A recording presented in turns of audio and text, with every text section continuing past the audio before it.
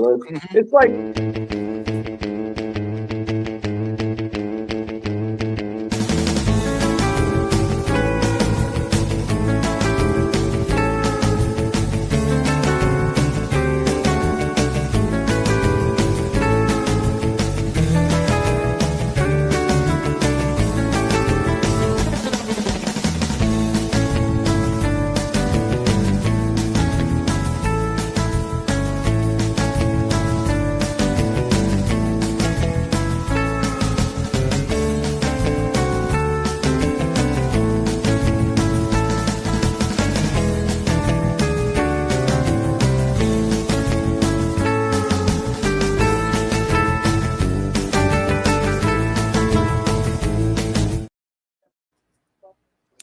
Welcome to a Wednesday edition. We didn't have a Sunday edition this week. A Wednesday edition of Talking Iowa Hawkeye Sports. We're going to have a lot of ground to cover tonight. First of all, I want to welcome Cocaine Coffee to our list of sponsors. They're sponsoring the whole network. As you guys know, we are a member of the Villains Network. And we're just one of many great programs and podcasts on there. And So anyway, if you look at the scroll there, if you go to, you want to order some coffee. I don't have the video right now because I'm set up different on StreamYard than the rest of the programs for some reason, and so the video didn't get on my list. But anyway, you can go to cocainecoffee.com and use promo code VILLAINS15 for 15% off your order. Have you tried How about that? I'm not a coffee drinker, but I'm going to order one for my wife and let her try it. Cool. Let me know. Okay. Sounds like a good deal, Dean. Anytime you can get 15% off, and nowadays, you gotta go for it. Yep.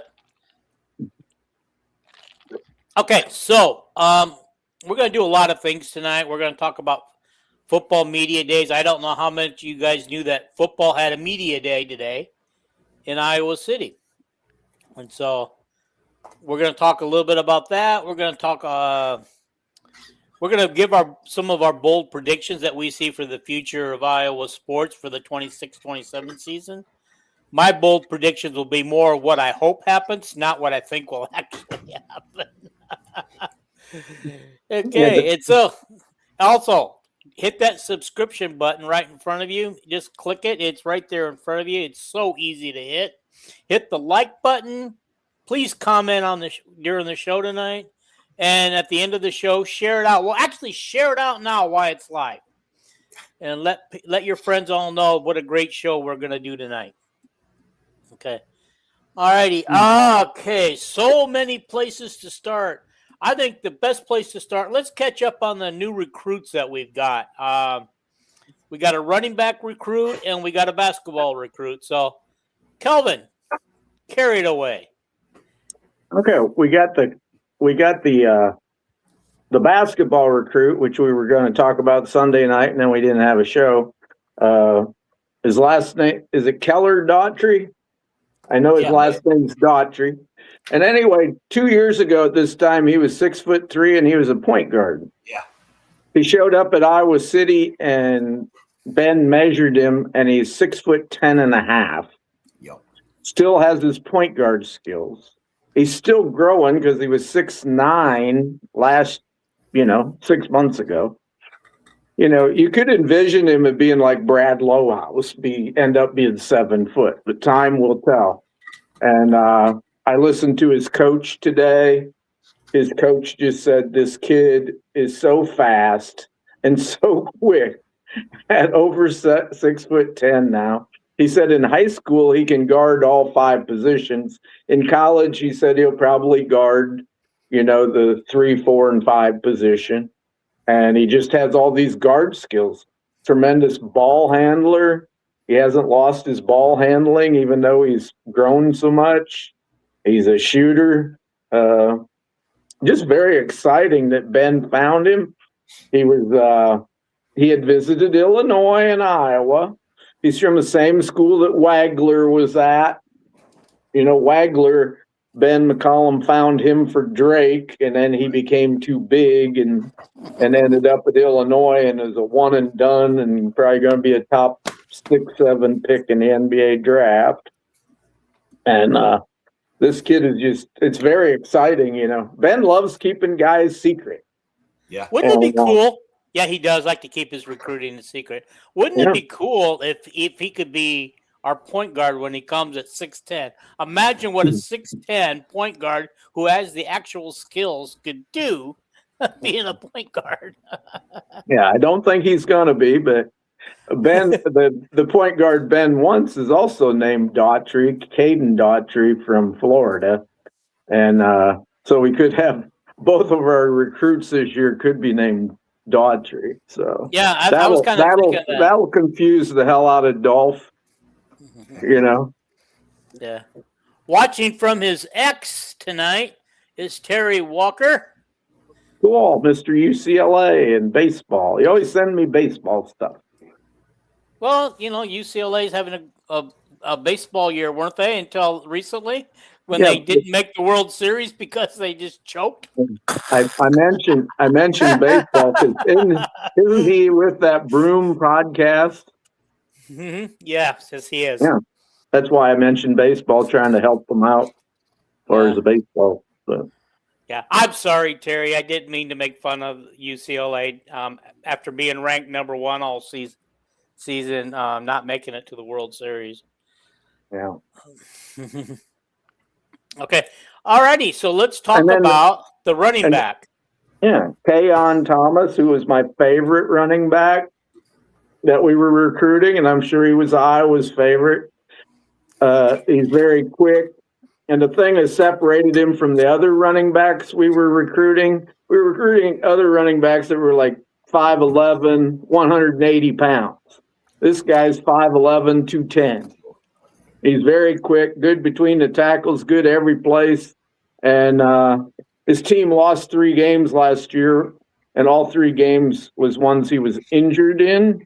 He's from Warrenville, Indiana. I keep wanting to say Warrenville, Ohio. It's Warrenville, Indiana. Indiana offered him, and he pretty much come down to Iowa and Illinois, and Iowa was his favorite. This year he says he's going to run for 3,000 yards. He averaged like 10 yards a carry in high school last year. And I'm very excited about this kid. And now we have 13 commits. We're probably only going to give 17 probably at the most because we only have 10 seniors. So some people are complaining because we only have 13 commits, and some of the guys we're recruiting that visit are going elsewhere, but we can't take all of them. All of them don't want to come here anyway. That's recruiting. You get about 1/3 of the guys you really want, you know, in football recruiting. So it's not a big deal. We're only going to have 13 recruits. We only have 13 recruits. We're probably going to give 4 more, you know. But I'm very, very, very, very, he's got the best high school tape, about a better high school tape than Caleb Johnson had, you know, and that was the best running back tape I'd seen in quite some time for Iowa. And his is a little better, you know. He's not quite the upright runner, you know. I ain't gonna say that he's gonna be have seasons at Iowa like Caleb had his last year. You can't prognosticate results like that. But I wonder if Caleb should have come back for his last season at Iowa last year. Anyway, I wish he had. It sounds like the Steelers aren't going to keep him around. Well, anyway, this running back, Kayon Thomas, that you're talking about, he's ranked 1,048th in the nation, 85 at his position, and in his state, he's number 16. Okay. We might get our commercial during the show, guys. The actual Cool. commercial. That'll be cool. So, That was it. did you want to talk? Did you want me to talk about any of the other recruiting things, or wait? Yeah, no. As long as we're on recruiting, let's go I ahead and sent you do it. I sent you some pictures. I didn't know if you had them up or not. I have a few. I sent you 3 quarterbacks, 2028 quarterbacks that we offered this week, and they camped. I think all of them camped at Iowa. I don't know if you have that or not. One was named Chase. One was from Michigan, and the other 2 were from California. Nope. I didn't get all those up. Okay. I got some stuff up, but not everything. You'll just have to check with me on that. Okay. But anyway, I thought that was newsworthy that we've moved on to 2028. Largely, we're going to have a lot more scholarships available next year. And the 2028 class in Iowa is supposed to be the best class of high school kids ever in the state. And then, yes, ever. And there's a kid named Declan Haying, an offensive lineman who's great. Carter Barrett is very famous already, offered by Alabama, Ohio State, and everything. And of course, they were there camping last week at Iowa. But the 2 quarterbacks, if you hear about them, I don't have their names on the top of my head. I wanted the pictures put up, but the 2 quarterbacks from California are very fast, but they're also 2 of the greatest passers. They don't run very much, but they're very fast. When they do run, the one guy there on a tape I watched had a 95-yard run, and it was just like, he was the fastest guy on the field. No, but they're both kind of on the skinny order. They were just sophomores last year, right? Yeah. Okay, I'm gonna give you these names. We got Chase Kieran, quarterback, 6'2", 190, 28 class. He's a 3-star. He is 438th nationally, 37th at his position, and 36th in his state overall. So, is that the kid from Michigan or from California? California, Encino. Yep. He throws the ball real good, but the other kid don't weigh as much, but he is like, if Rick's seen him throw the ball on these tapes, it's like you've never seen anybody throw the ball like that in your life. It's like, it looks like magic, it's like magic. How do you throw a ball like that? But it's weird. And he can really run, but his team doesn't have the quarterback run. And he's very skinny, But again, just sophomores in high school. But anyway. It's pretty good. Okay, so then we got Grayson Thurston out of Michigan. Michigan. Okay. He'd be my 3rd favorite of the 3, but he's more of a Midwestern quarterback, tough and not this magical thrower, but just an okay thrower of the ball. Following up on the Caleb Johnson thing, Bob Huffman says after Caleb Johnson fumbled on that kickoff, he barely saw the field after that for the Steelers. That's what I was going to say. Glad he might be moving to another team. I think he has another shot, but I heard that Aaron Rodgers was responsible for him being benched. And I don't know why, because that didn't have anything to do with Aaron being on the field.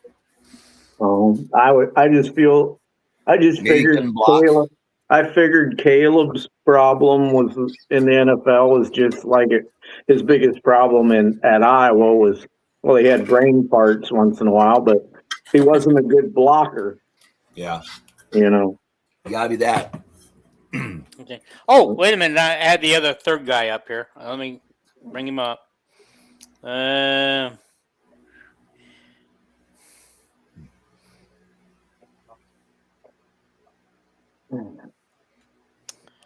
you send so much stuff, man. I know, but I sent the pictures to your messenger, Dean Crean, and underneath I said, use these tonight. Had some girls, underclassmen girls basketball players that visited Iowa this week. Yeah. Okay. So wait a minute. Let me find him. Let me find the last one. Jackson Carper. Yep. He's the one with the literally magic wand for an arm. This And one, this one I might try to see play this fall because he's at St. Bonaventure in Ventura, California, a short 2-hour drive from my home. And my wife and I like to spend a lot of time in Ventura. Yeah. But yeah, I've gave you the rundown. Then I'm gonna sit there with my big Hawkeye gear on so that he can notice it. Yeah. It probably reminds you a lot of the guy for UCLA. I can't say his name. He went from Tennessee, Lakamaleva, whatever his name is. I'm gonna want to leave you. Yeah, I mean he's really skinny. Like I imagine them two kids as sophomores were very similar, very skinny, but very fast runner and magic arm. And so. You want to talk about any of the women's recruits? Yeah, we had two 2029, or were they 2030 visitors? One's last name was like Howell, but it started with an R, like Rowell or Rowell, and she was from South. She was from South. Arlana Rowell. Ariana was her first name, and Ariana. She's from South Bend, Indiana, and she had a picture of with Jan. She's a point guard, and she had her picture with Jan on the new court. And then I'm trying to think of the name of the other girl from Washington, Illinois, another guard from the same class. Is that Kate McDougal? There you go. And I do not know in this picture that you sent me which one she actually is. She's a little taller than Ariana Powell. Yeah. Wait a minute. Is that Ava in the middle of that picture? I think that girl was just pictured with Jan in the picture. But no, I was talking about McDougal. I know you sent me a picture that she shared herself on her Facebook or Instagram, and there's 3 girls. I don't know which one of the 3 she is, but the one in the middle looks like Ava. Okay. She'd be towering over her if it's Ava. I don't remember the picture. I thought it was her mother and No, because the one girl's of color. So is she a blonde? What? And she is taller than Ava. That's not her. Ava Hayden is 6'4". Yeah, well, this girl's about an inch taller than Ava. And then and Ava, if this is Ava, and then on the left side is a girl of color who's probably, I'm going to say, based on if that's Ava, about 6'1". I don't know what picture you're talking about, Dean. But anyway. Well, you sent it to me. Show the screen. Yeah, I sent you several. Usually, you put the pictures up on screen so we can see them. Yeah, but, let's see it. This one I don't have. What? It's not Ava. That looks like. That's not Ava. I don't know who they are. Yeah, okay. That's not Ava though. Anyway, it was from you sent the picture, and it was from her Instagram page. I figured her mother was with her, but okay. And then we got Maya. Then we have Maya Wilson, who has a whole mess of offers. Yeah, she's a 6'3" power forward type, and she's from Minnesota, and she'll probably go to Minnesota or Iowa. And Yeah. she's her and her sister, who's younger, they both visited at a game this year. When we had all them recruits come in for that game where Soybert came in, but she's in that running with Nation Williams and Manyow to get that Class of 2027. Yep. I can't believe that all the 27s haven't been committed yet. But, I always think that they should be committed during the summer. But, that's me. That's my old school thinking. Things don't happen like that anymore. Well, the girls that know they want to come to Iowa will commit as soon as they get a committable offer. Nowadays, the girls up in Minnesota, it's tougher now with that Minnesota coach. And the Minnesota girls team is up and coming. And I could bet you $1 million if after one season Greenway doesn't like Kentucky, she'll be going to Minnesota with her sister. I don't know. I think her sister visited Vanderbilt the other day. So. Yeah. What did it? I mean, it's just like all of a sudden we got these teams that are up and comers that never used to be. We got Vanderbilt, Minnesota.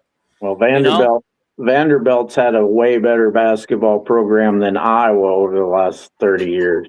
Okay, my bad. I just hadn't been hearing about Vanderbilt. Yeah. Probably because they were in the SEC conference getting hammered by South Carolina and LSU. And Tennessee. When Brenda Freeze was at Minnesota, I don't know if they won the national championship. I know they went to the Final Four 2 years in a row, I think. But Maryland had a pile of money for Brenda Freeze, so she left the northern state of cold and snow to the wet state of Maryland. The famous Jelena Guy from Clinton, she gave a long dissertation in an article I read today about her favorite schools, and she had like 7 of them, and Iowa was mentioned, but she sure bragged up Texas and the California schools, USC and UCLA, and she bragged up Illinois because she said that coach at Illinois is from my hometown, Little Clinton, Iowa. So it's hard to tell where she'll go. I guess. Yeah. All righty. Anything else along those recruiting lines before we move on? Nope. We know the other basketball recruit's gonna be a point guard, and it's either gonna be Jaden Daughtry. That's who Ben, they say, is favored. TJ Jameson left Iowa maybe this morning from his visit. He's from Louisiana. He probably won't come to Iowa, and I don't think he's Ben's favorite, but he's an All-American. All these point guards are top 6 point guards in the country. And then there's Jackson Davis from Chicago, and then there's Jalen Davis is my favorite one. He's 6'3". The other day he had this big game where he was going up against this powerful team in a camp, and in the first half he scored 30 points. And he's from Bremerton, Washington. And I got a friend who went and took pictures with him last fall during a prep game. And my friend is going to go try to visit him again and find out. Everybody says Gonzaga, Washington, UCLA, Arizona, Oregon, Iowa. But he sure likes Ben. If you're a point guard, who you want to play for? Ben McCollum's a really good choice, I think. But. Okay. Well, I got to give Ben and Jan both credit. They are swinging for the fences, and they're not quite retrieving it. I mean, they're getting a little bit of a nibble, maybe a ground rule double off of the fence right now. But we want to hit some home runs out of these guys. We need to see some of these guys come. And I know that you think I'm being negative that we're swinging for them and we're not getting them. Well, we got We got Ethan Harris and Trey Thompson last year, and Jaden Kuhn. Those were three guys that are borderline four.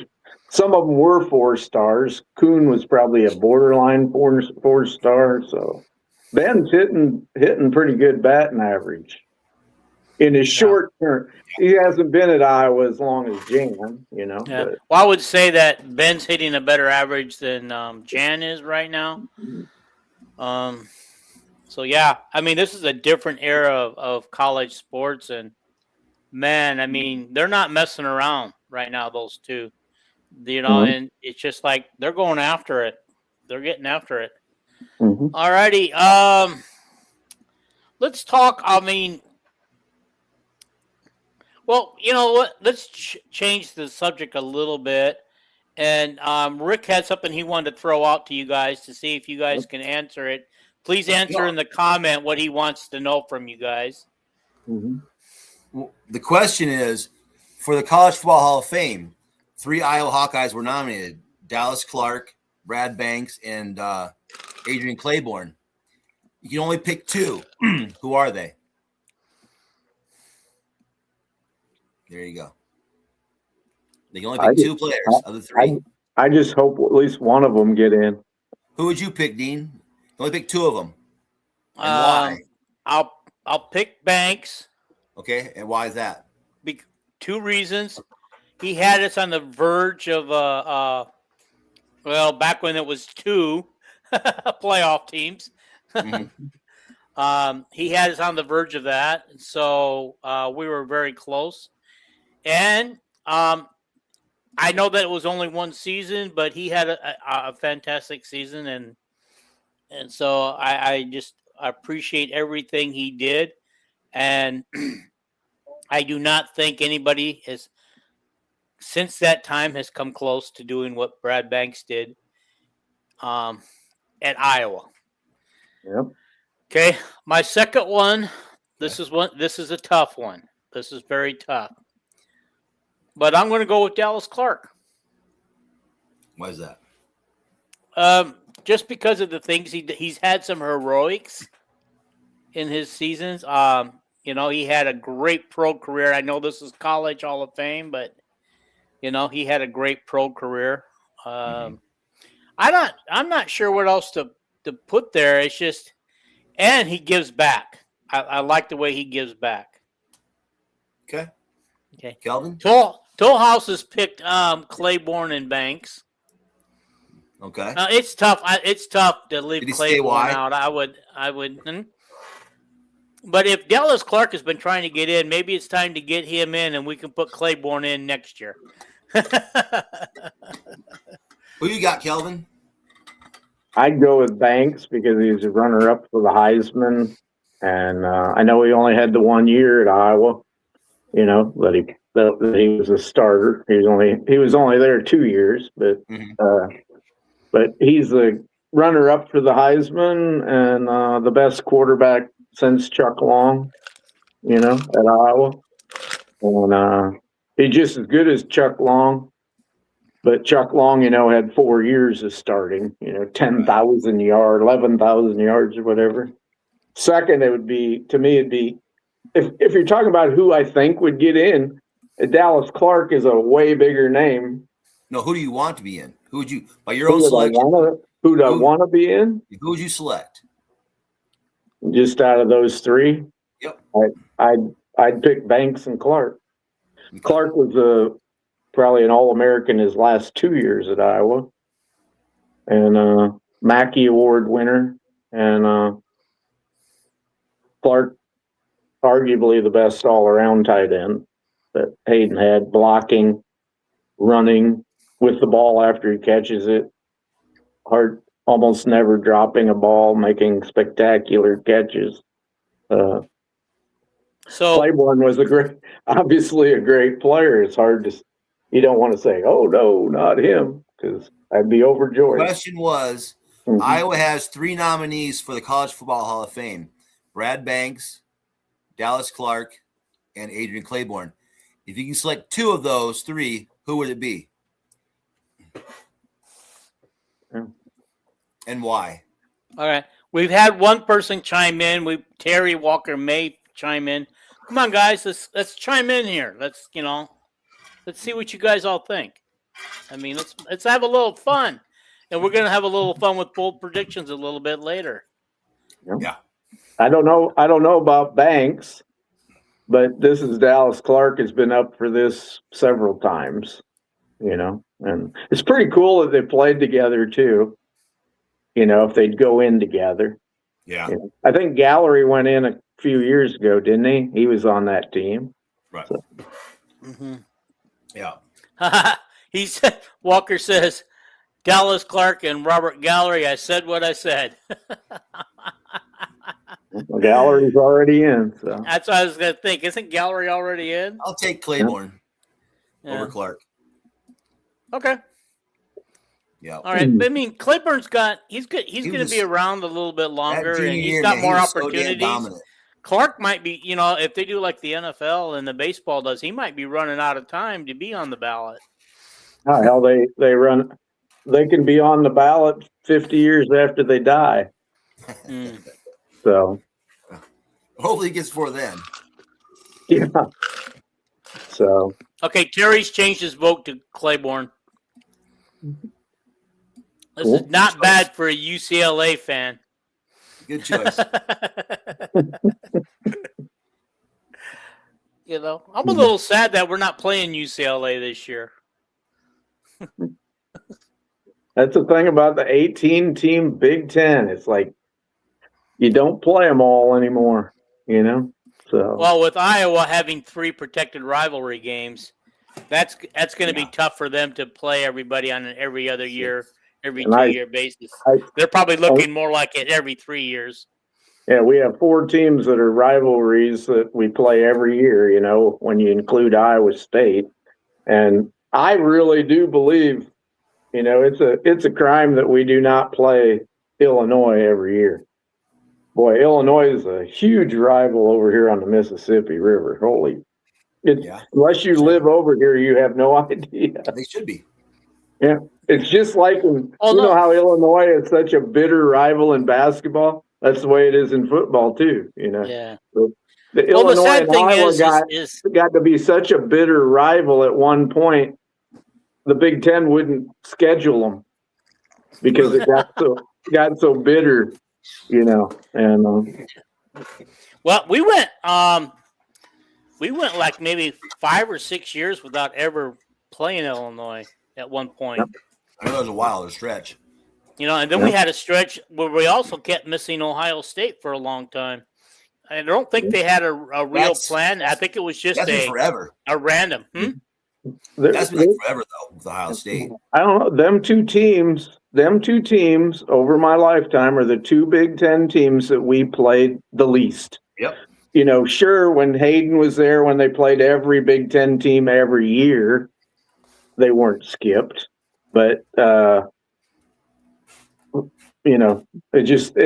always wondered why it was, But anyway, it's impossible that we played every Big Ten team.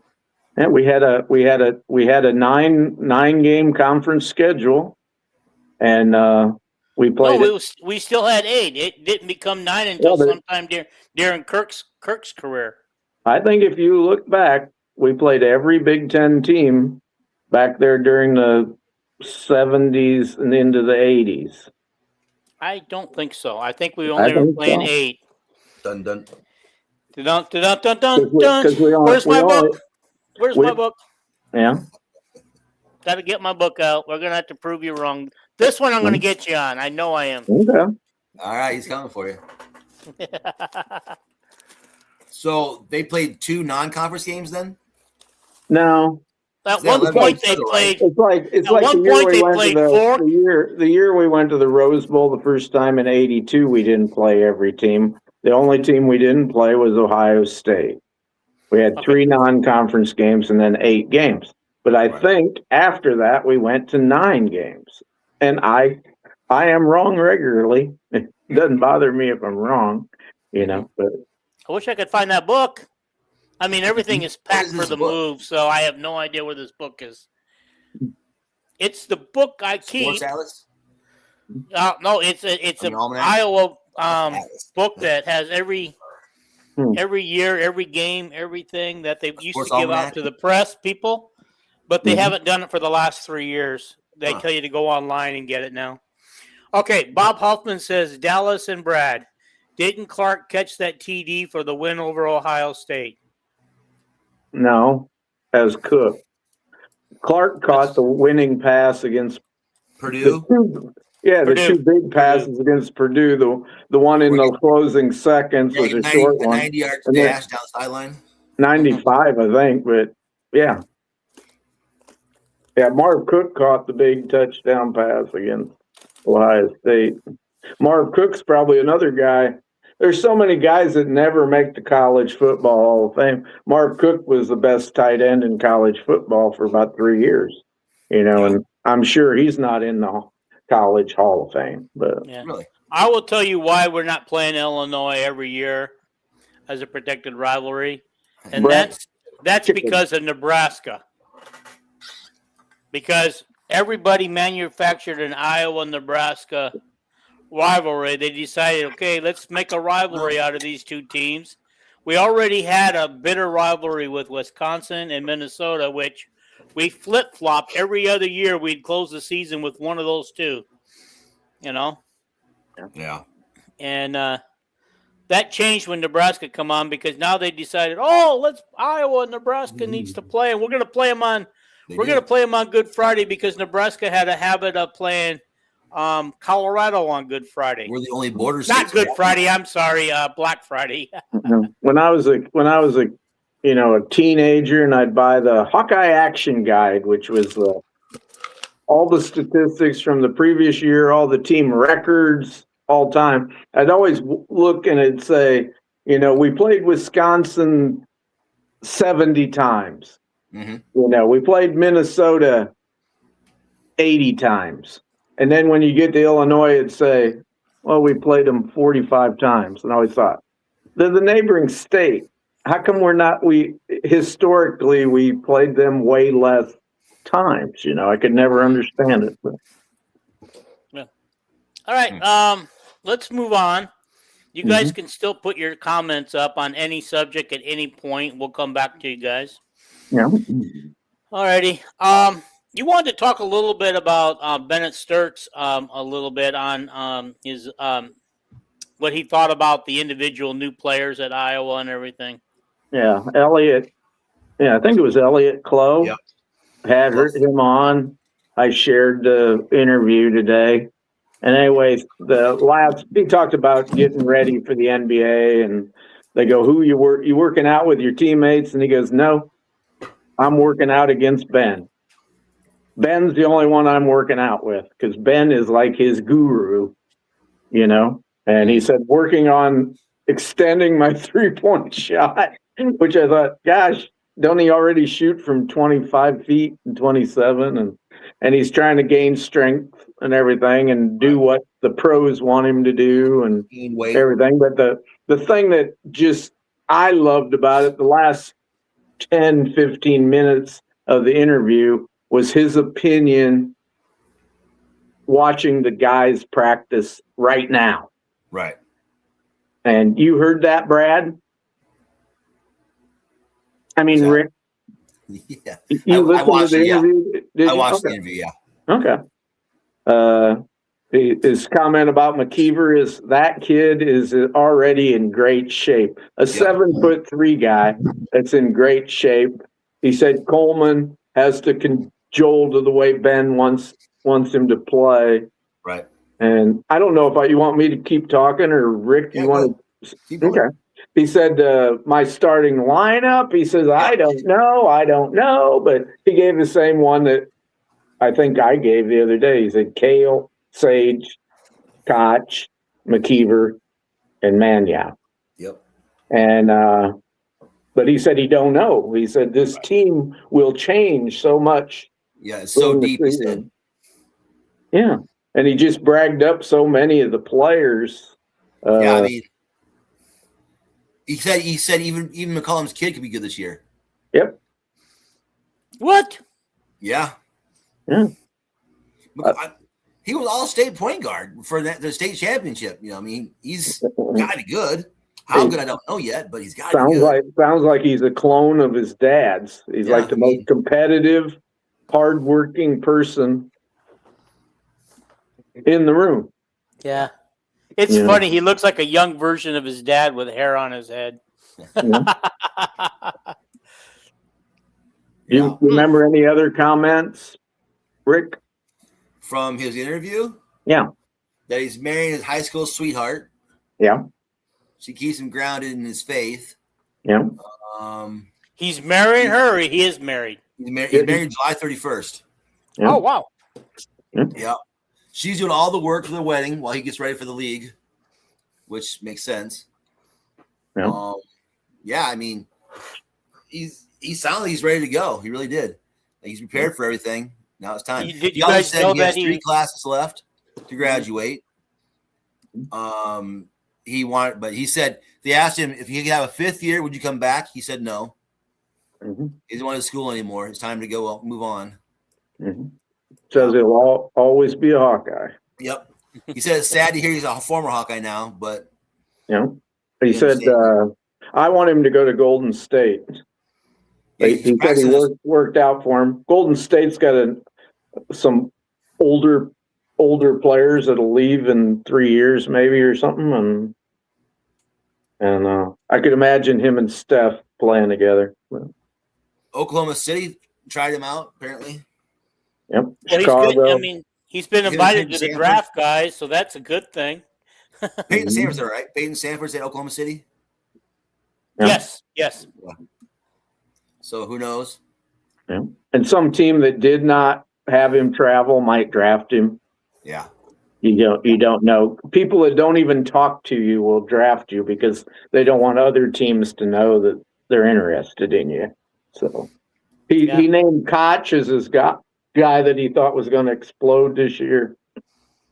Said he's a team leader right now, has really matured in all facets as far as leadership and his game. Yeah. And he's high on Combs. He's going to be a super player. And he said when I was a sophomore for Ben, we didn't really have the point guard duties were shared. We had multiple point guards on the court at the same time. And he said, we may see that this year, which I would expect too. But yeah, I think we kind of talked about that a little bit between Combs and whoever actually takes the other point guard spot. He said we got a lot of point guards. He mentioned Sage and Peyton McCollum. It's so hard to, Sage being a point guard, I just never saw that coming. He was bringing the ball up the court at the end of the season, Yes, yes, he was. Yes, he was. So, I mean, wow. I mean, did he mention anything about Banks? Did anybody ask him what he knows about Banks? Actually, it was, I heard Tom Kakert. Is that his name? Yeah. He was on the Locked On Hawkeye Guys podcast. And he said, his words were, I believe that ship has passed. He's gone, huh? Yeah. Okay. Unfortunately. I will wait for Ben to say it. Ben don't tell nobody anything. Yeah. It's like so. That's I know that there are people, already, thinking he's going to be on the team next year, but like I said, I don't think so at this point. I mean, Ben has to decide whether to poop or get off the pot on this one. It ain't like we don't have a roster spot. There's no hurry, but I would think it would be, I think he'd either be working out with the team right now or he wouldn't be. Yeah. But, well, let's move on to the Jay Norvell interview. I did get to watch about half of that before my doctor interrupted me. Yeah. All right. All right.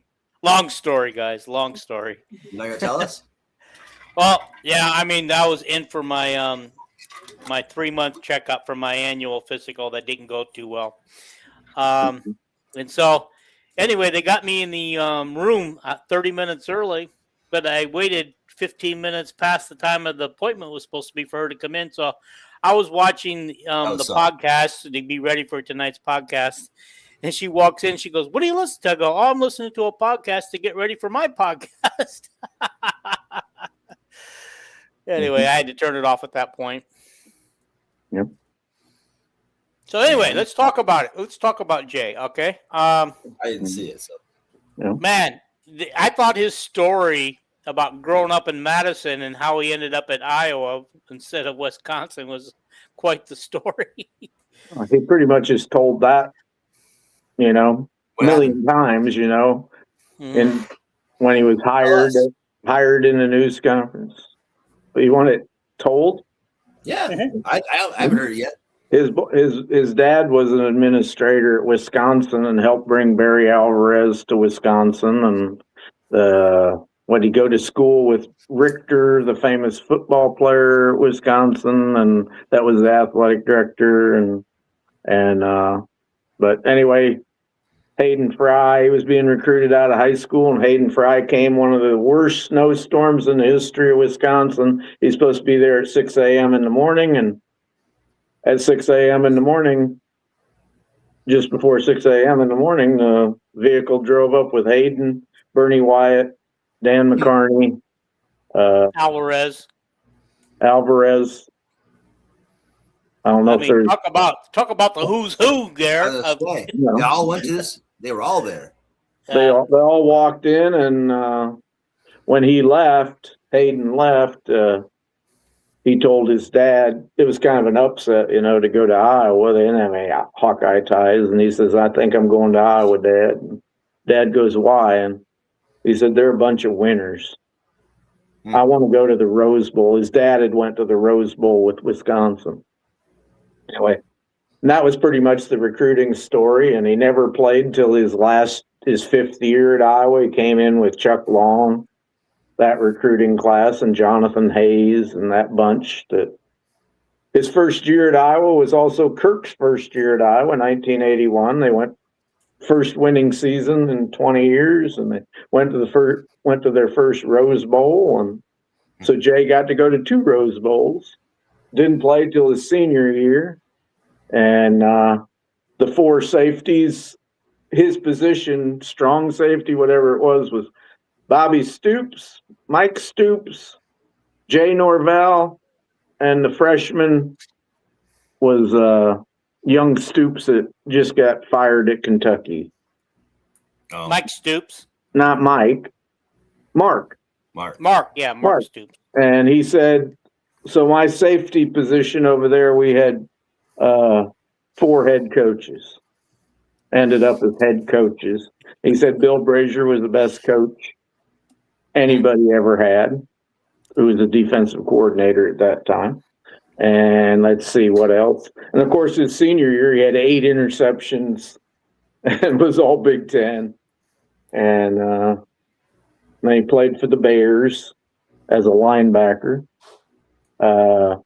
His dad ended up being athletic director at Michigan State University. His dad and mom one time at Michigan State University met Muhammad Ali, and his mom was like a beauty pageant gal, tall and beautiful, and Muhammad Ali was hitting on her. Nice. And Merritt Norvell, his dad, walked over and introduced himself, and Muhammad said, "Well, who are you?"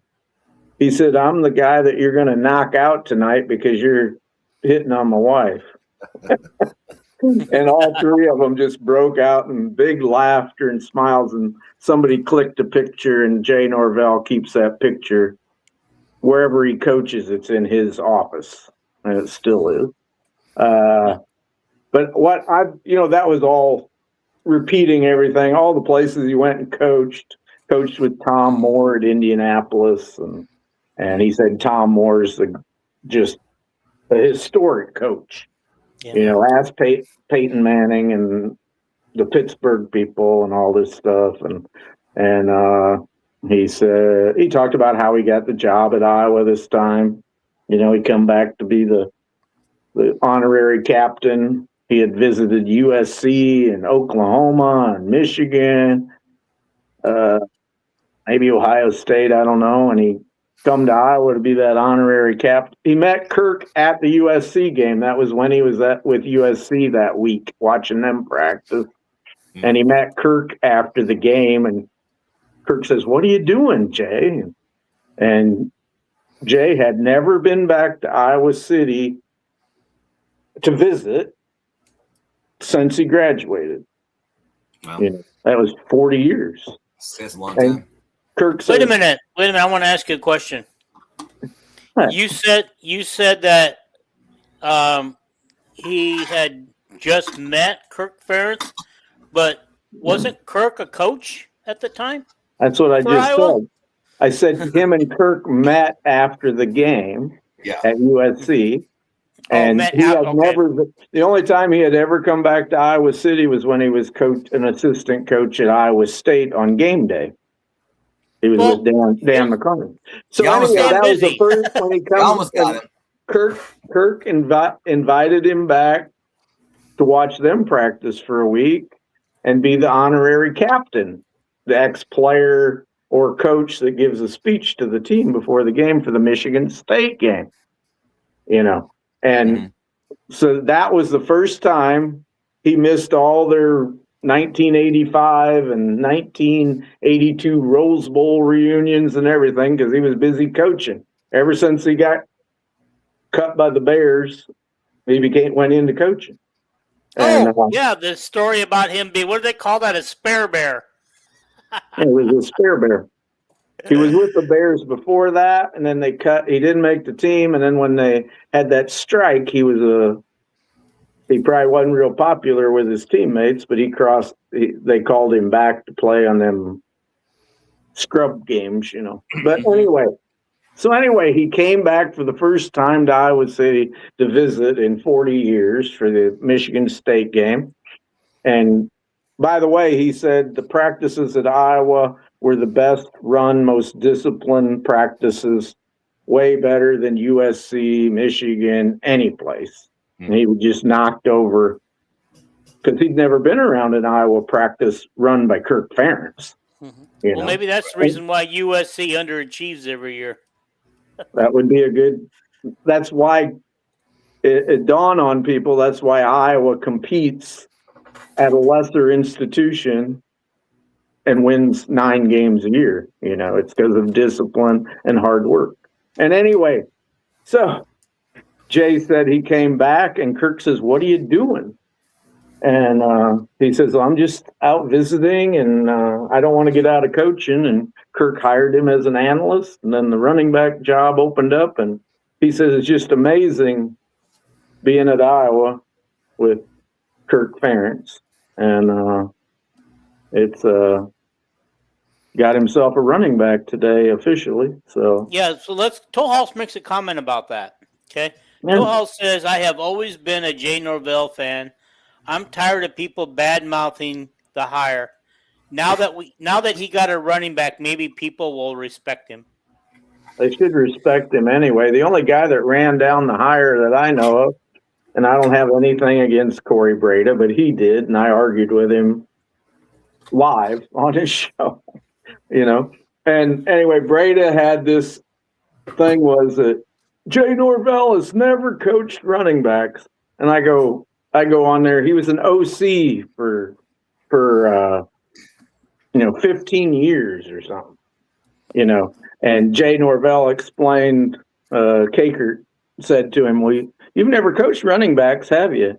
And he goes, "Well, I never ran a running back room because I wasn't a running back coach. But I called plays for 15 years. I was an OC. And if you're an OC, you coach the wide receivers. You coach the tight ends. You coach the quarterback. You coach the running back. Anybody with half a brain knows the only part of a team that you don't coach if you're an OC usually is the O-line. Because the an O-line coaches them, and they don't need an OC to tell them where to block on every play. But you gotta step in and tell the running backs exactly the footwork on this play, and you gotta watch. You gotta block the blitzing running back and everything.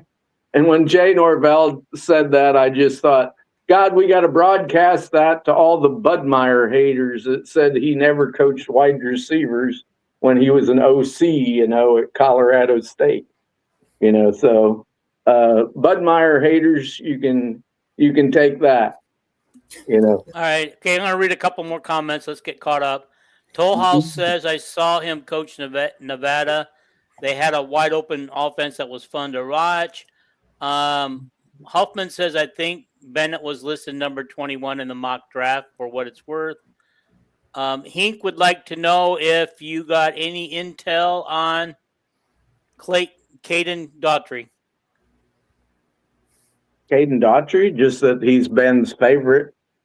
And he loves Iowa, and Iowa has the money for him. Compete with. Right now, they're talking about Connecticut might be the team that's coming to spoil it at the last minute. Because UConn is a ridiculous elite program, but I think Daughtry sees Iowa as an elite program, and I wouldn't bet against Iowa. But man, okay. I'm having issues again clicking on comments, guys. I'll try to read them. Hink says, is Iowa basketball going to have another game in Des Moines? I read the article on 3 this week. They are rumored to be they didn't call it Alabama, but people believe it's Alabama. But it says an SEC team in Des Moines. Yeah, okay. The arena in Des Moines is already advertising an Alabama game. So. Are they really? Yeah. Then they got another game in Sioux City. Is that Xavier? Who is it? I don't know who it is, but no, it's Vanderbilt. Okay. Yeah. Nick Slick no, says that's the women.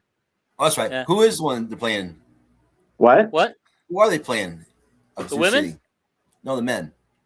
I think it's the men Xavier. Are playing Creighton. They're playing Creighton. That's in Des Moines. But the Sioux City.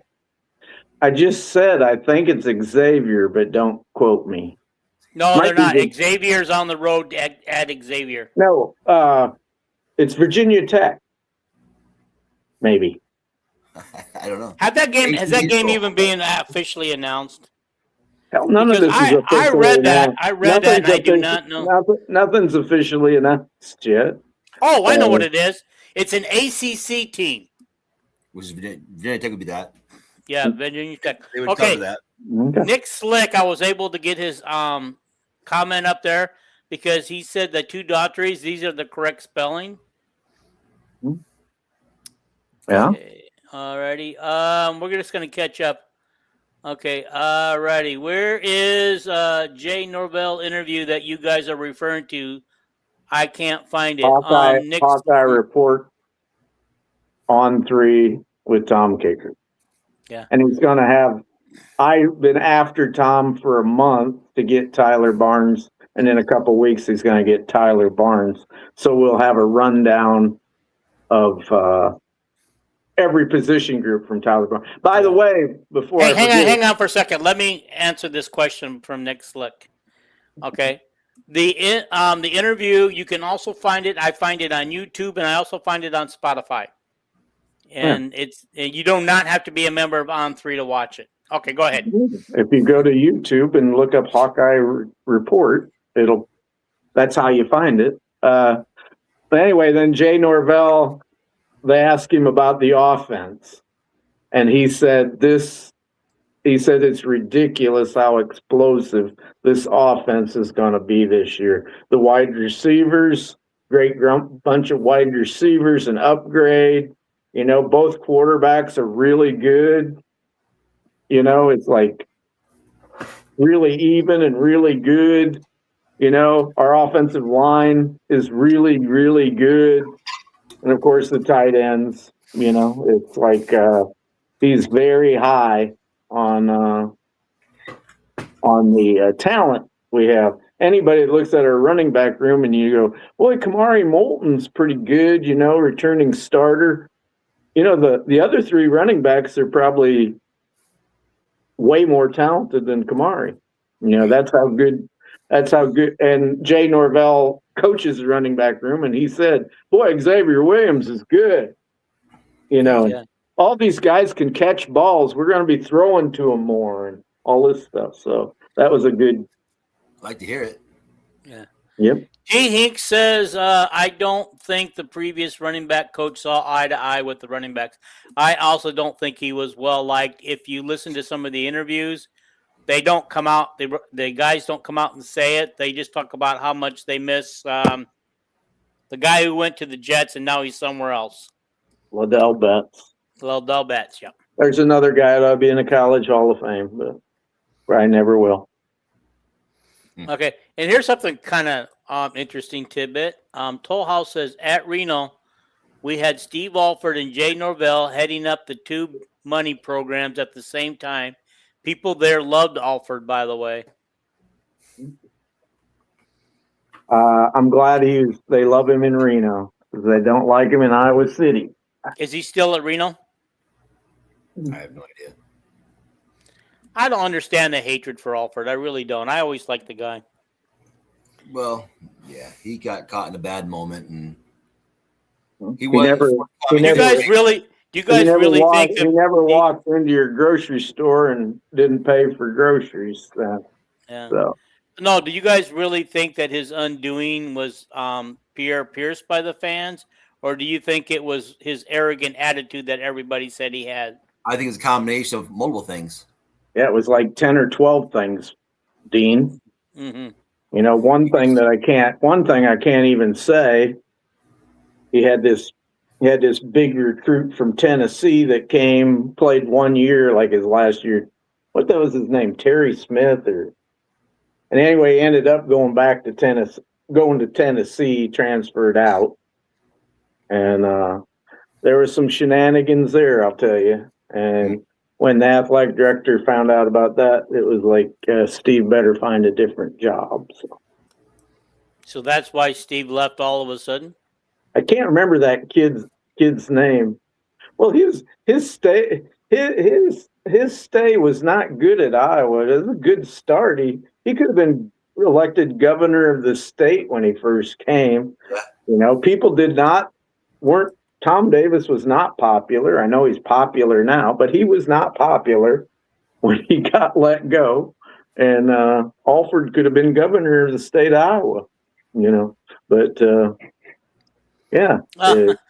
Toll House says that Nevada is building a beautiful new arena adjacent to the former Trump Casino for Alford's teams. Oh, Trump and Alford. There's a good freaking combination. There you go. No politics. Whatever. You can give Trump can give 128 billion to Iran.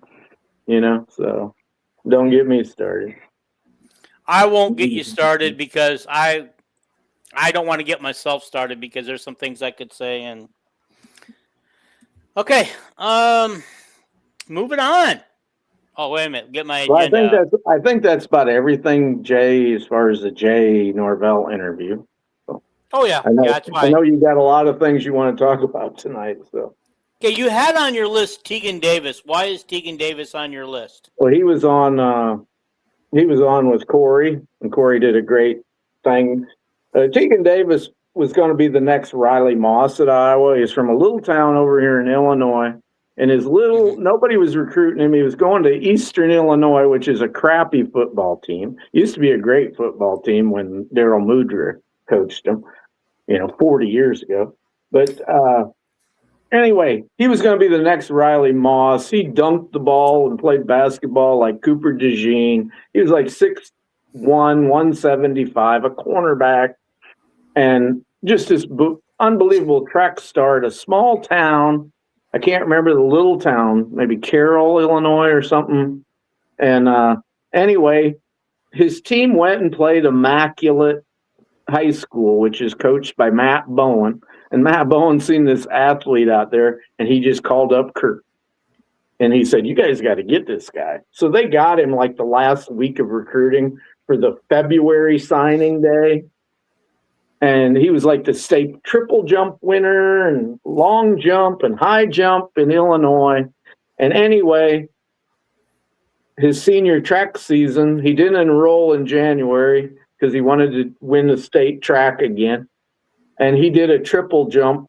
And when he planted his leg, his knee totally dislocated and tore up everything about his knee. They said it was like the worst. The local doctors didn't even know what to do about it. And he also, so Kirk said, don't worry, we're going to give you a scholarship. You come here, and our doctors are going to take. And it took a bunch of surgeries on his knee, all the ligaments. I think he said 10 or something like that. And anyway, and he also had drop foot. Do you guys know what drop foot is?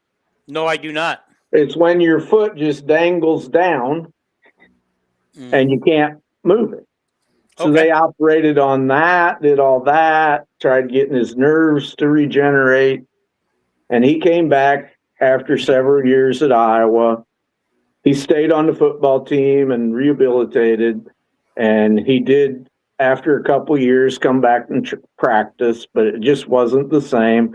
And this year he got a medical hardship like Ava Jones did, where she can go to Iowa. She just can't play a sport at Iowa anymore. And that was the whole story. It was just unbelievable what he said. His surgery and all them surgeries, he got down to 138 pounds. You know, he said he would just look like a bag of bones. And he said, but the Iowa guys and Kirk took care of him, and he just loves Iowa and everything. But that was I thought it was a touching story, kind of a heroic story by the young man. And I'm glad Iowa took care of him and let him come to Iowa. You know, it'd been like his fourth year this year at Iowa, but they let him stay. And that's all right. Here's an interesting question. If anybody wants to tackle it, Tohal says, off topic, can anyone tell me why Duke Slater? Why Duke Slater? Why what? He's a private. Might be the greatest football. Might be the greatest football player ever. The field's named. Our football field's named after him. Yeah, he was from Clinton, Iowa. And he played for Howard Jones on the teams that I think they won 30 games in a row. They probably gave him like 2 or 3 national championships because they were beat Notre Dame. And Newt Rockne said when he played against Notre Dame, he said Duke Jones was a lineman, Duke Slater, and Newt Rockne said Duke Slater. He said, we tried to block him with 3 guys and we couldn't. Then he went to the NFL, and the first 50 years in the NFL, he was named on the all-time NFL team, the only black man on the first 50 years NFL team. But they never put him in the NFL Hall of Fame until just a couple years ago. And also, he became the first black judge. He studied law at Iowa, and he became the first black judge in Chicago, first black judge in the state of Illinois. Nobody downstate Illinois was going to let a black man be a judge. Right. But is it possible that, I mean, of course, you know, Tohal says he's not even in the top 10, but top 10 what? Top 10, I guess, of in football. I don't know.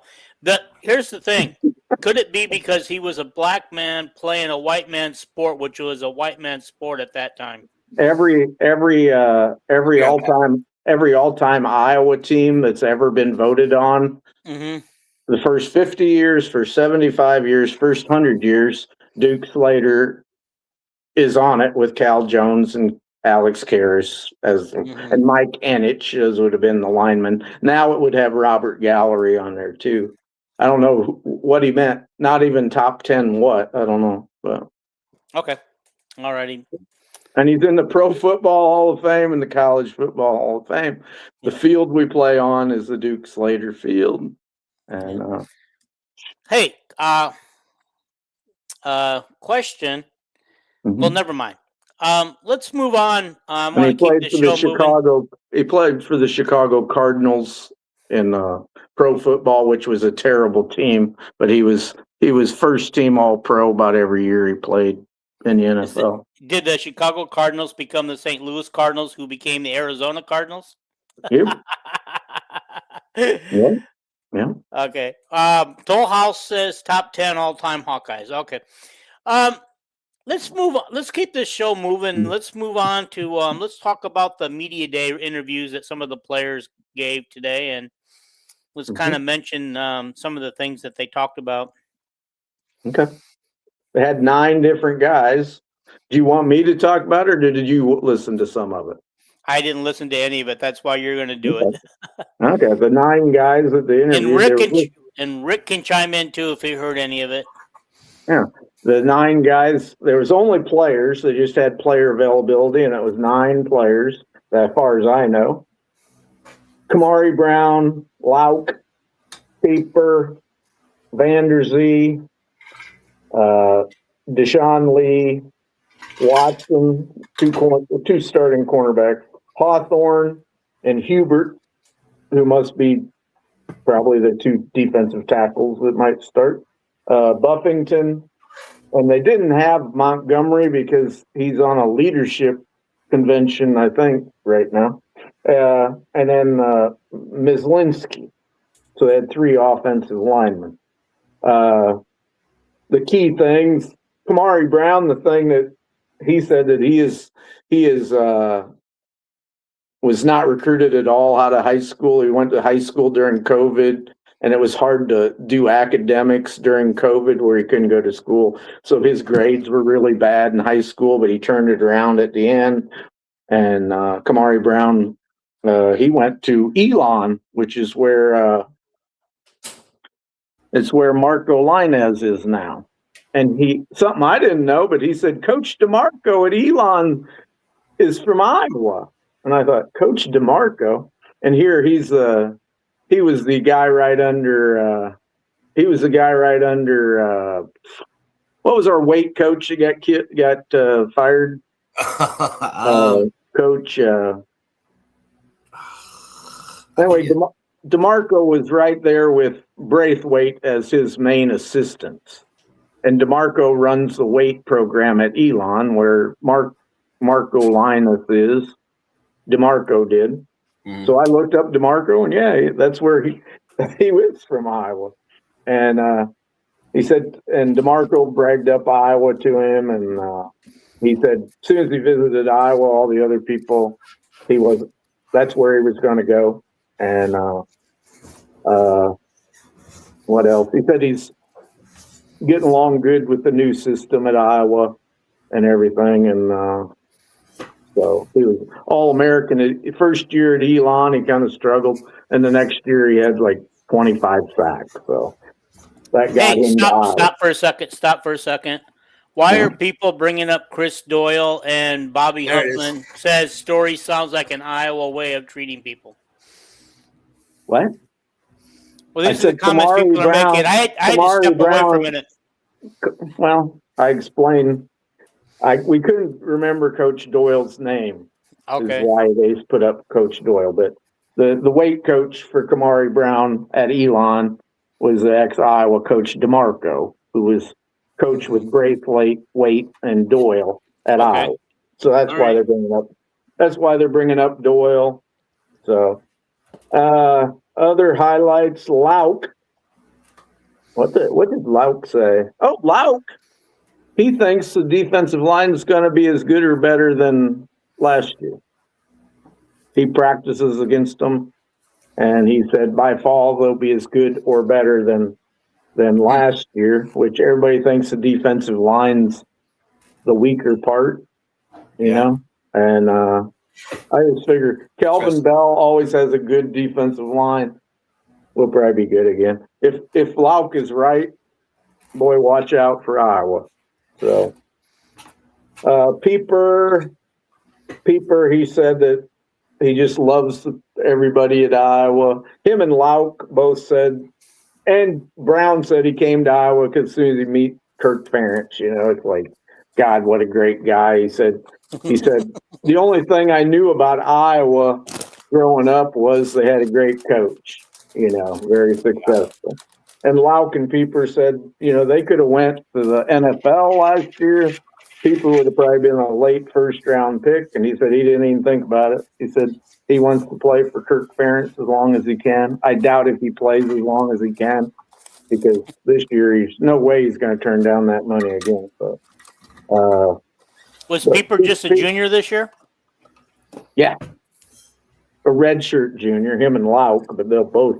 There's no way they ain't going to NFL again. And Indiana tried buying Lauk and Xavier Williams. Tried buying them over the not to come back to Iowa. 2 Indiana boys, but they told Signetti to stick it, and they're going to stick with Kirk. Pieper said he's getting along real good, snapping the ball. Making the calls, the blocking calls, and everything. So, hey, there's our first bold take. what? T. Hink says that's a bold take that the defensive line is not going to be good this year. The bold take would be that they are going to be good. That's what he's saying. He said that was a bold take by the player. Well, the player would know a hell of a lot more about it than us, me and you that sit on our butt and think about it. They actually practice against them. So,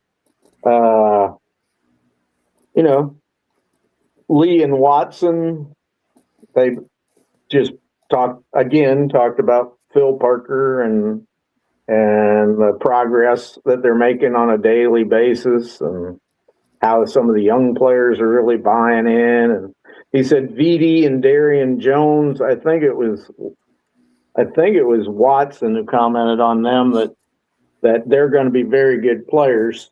They make mistakes at this time, but they're learning from them. Vanderzee, they asked him about which quarterback, how do they throw the ball? Do they throw it different? And he said, no, I don't know. He said, I don't notice any difference. He said, I just run my routes and I go up and catch every pass. He said, I don't even pay attention to which guy's throwing it. He said, and he said, they're both very good. He said, he has no clue. He says his best friends in college ask him who's going to be the quarterback. He says he has no clue, but he says, I'd be very positive about either one of them. He said there's no real difference in them, in his opinion. Hawthorne talked about, they asked him what he knew about Olabaju, the other big guy, transfer defensive tackle. And the guy that asked the question must not have knew that they went to high school together up in Minnesota. But Hawthorne didn't mention that, but he said, he's a big physical guy, can really stop the run. He said, we're just learning discipline and technique, probably to get kind of more pass rush from him up the middle, but Iowa usually don't get much pass rush up the middle. And he said the defensive line's fine. Hubert, not a lot from him. He just talked about being from Omaha, a walk-on, and now he's a senior, going to play probably. Mislinski, he talked about his struggles with his brother with cancer and his injuries, and he said the coaches stood by him all the time through his terrible injuries, and I think they were leg injuries and stuff. And he says he loves Iowa, and the offensive line room is just so close. And and he said Janowski, who's in his position group of center and guard, he's a kid that had cancer last year. He said, I'm more proud of Janowski and my brother for fighting cancer than I am for battling through injuries. They had a lot tougher road than I did. And Cam Buffington, the next probably budding superstar, he talked about he's working on everything like Iowa, every player does. And he gave Seth Wallace a big credit for recruiting him out of high school, because they just played. What did they play? 8-man football at Winfield Mount Union. I think it's 8. Is 8 the number that the Right. little schools play? Yeah. And he said you really didn't have a linebacker. You know, he said you rushed the passer, you ran the ball. I run the ball, I threw the ball.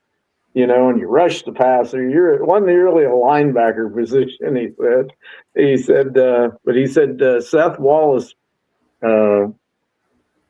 didn't care that he played 8-man football. He just seen how good an athlete he was and said, we got to give that kid a chance. And I'm sure when he came to the Iowa football camp and ran a 4.48 that at 238 pounds, that kind of helped. He said he's really working on what he's really got to work on, and they're working on him, is his man-to-man coverage against pass plays. Okay. I'm going to hold you right there for a minute. I'm going to catch up on our comments. Yeah. Okay. All right. Hank says that player isn't going to say the D-line sucks either. That's just player talk. Another player talk response. He has an opinion deep down. He's just trained not to say anything. I agree with that. Did Josh Jaworski have cancer last year? Yeah, Josh Janowski. I talked about it on a podcast a year ago. So. Yeah. Cam Buffington is going to be a good one. Looks like a linebacker. Okay. All right, guys. When we recruited Janowski, not Janowski, but Buffington, we had a recruiting show, and everybody was talking about Weiskopf was this 4-star linebacker, and Reese was good. And on that podcast, I said that Buffington was D1, you know, and he is D1, and he's going to be an NFL linebacker for a long time. So.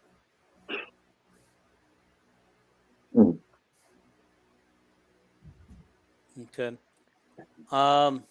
Hank wants to know, is Peyton Stewart getting recruited by Iowa? She was at one time and has Iowa on her top 10 list. I still think she should go there. I mean, we sorely need some 3-point shooters, but my gut tells me that she won't be coming to Iowa. She doesn't even have I was not even interested in her. Well, then why is Iowa in her top 10 if she didn't get an offer? How many times do I have to explain that on podcasts? Her dad puts her up, just posts that shit. You know?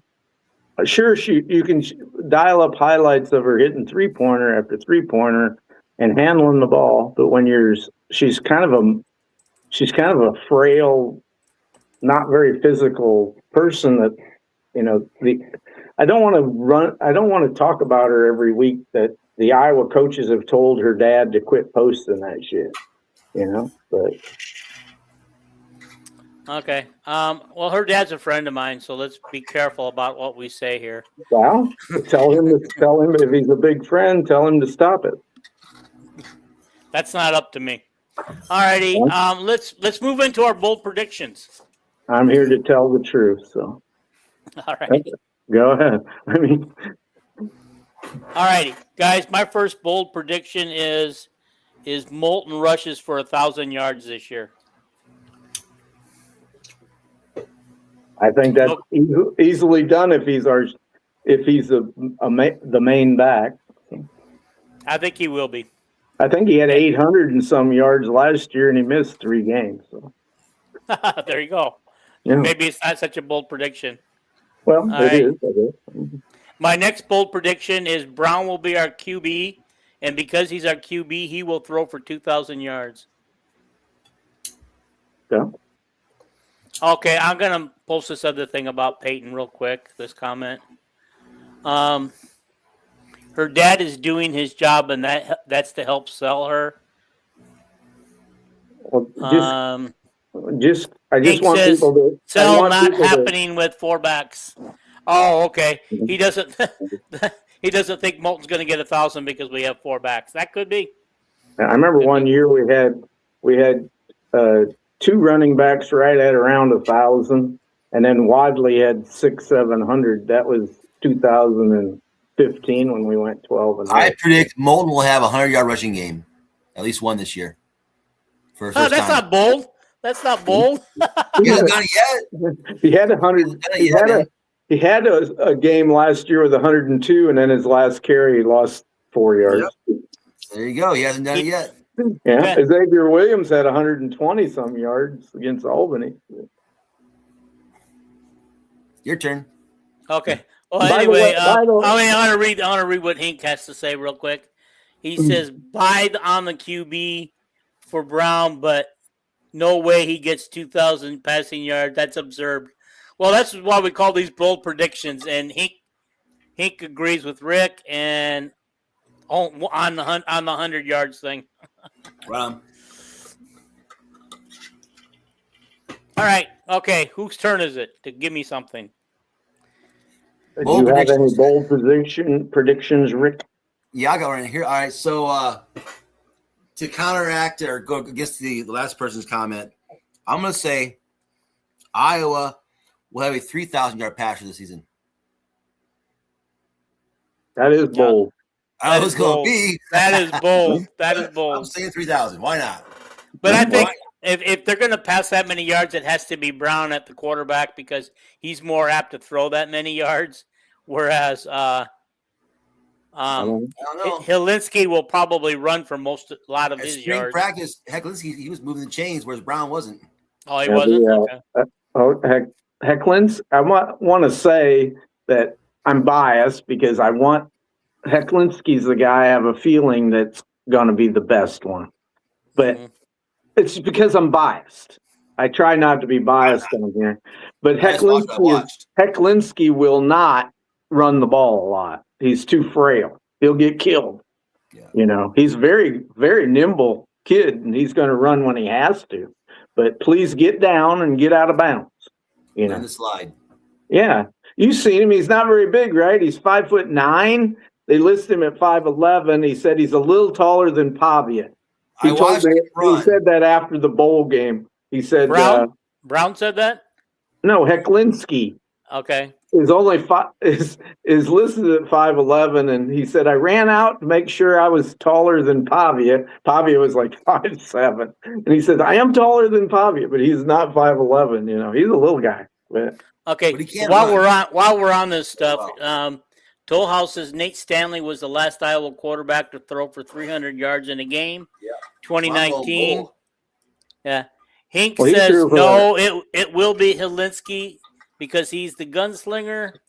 And Hink says I will say 500 passing yards. Woo! 500. That is a bold prediction. That's low. I think Stanley hit about 400 yards in a game against maybe Ohio State game. Yeah, and then he had his first game he ever played. He couldn't complete a pass his first quarter at Iowa State. Then he led them back. I think they won in overtime, or he hit a 2-point conversion right at the end of the game to win. And he got close. He got like 370 yards in that one. Stanley might have got 43 game. Stanley. You know, people can complain about Brian Ferentz's offense, but Stanley, hell, he threw for close to 3,000 yards probably about 3 times, you know. Oh, Brian's a fine coach. I got to interrupt you guys just real quick again. I gotta plug that coffee again. Okay. I thought maybe our commercial would sneak itself in here during the show, but it did not. So guys, we are part of the Villains Network, and the Villains Network is being sponsored by Cocaine Coffee. And we'll get you a video here pretty quick sometime soon. But I just want to say you can go to cocainecoffee.com. Use code for Villains15 for 15% off your order. And if you do try it before I do, just let me know what you guys think of it. So anyway, we will have an actual commercial, and it's really good. No drugs, just high quality, single origin Colombian coffee. And you get 15% off, people. Yep. 100% Colombian. Yep. No drugs. Toehouse says Deacon Hill threw for 300 yards, but unfortunately they were not completions. Yeah. Picks, interception, touchdowns, pick sixes. How many do you have, by the way, pick sixes? 3 or 4? I don't remember. I remember him fumbling a lot. I know he had one in the bowl game against Tennessee, I think. Oh, I might know how he did. He had one against, was it Ohio State? I can't remember. Anyway, he was not good. I remember Petras throwing a pick six on his first pass at Ohio State, threw it right to the linebacker. No Iowa guy. That was a bad stretch, man. Yep. Bad stretch. Did you have another bold prediction, Rick? You just gave one, didn't you? Well, I can give more. I don't know. Yeah. Biggest We want to get through the list before Iowa Hawkeyes men's baseball team will reach Omaha this year. Damn. No, that is a bold prediction. Yeah. I hope they ain't just playing a regular season game there. Have they ever reached Omaha? Oh, hell yeah. Yes, Okay. Alrighty. Deacon Hill Field. Yeah. Okay. Jim Sundberg was the catcher for All right. Now, Toll House says, I say we name the field after Deacon Hill. Brilliant. Okay, I'm having issues again. Hink says, bold take, Diaz will have 500 receiving yards. Well, here's my bold take. I said that Vanderzee would have 1,000 yards, and that would be a bold take because I don't think we've ever had a receiver. That'd be what? 50 catches at 20 yards? Mm-hmm. That'd be a lot for an Iowa receiver. It would be. It would be. We had some big wide receiver yards back when DJK and Marvin McNutt. I think DJK. DJK was the name of it? Was it Trevon Martin? Oh. Somebody ended up being the all-time receiver at Iowa. Manly Martin. Manly Martin. Is that it? Dexter Manly Martin. Yeah. But anyway. I know DJK was really. But really that is a bold take, Dean. So yeah, it is. McNutt had 800, they think, according to Hink. Alrighty. Here's another bold take for me.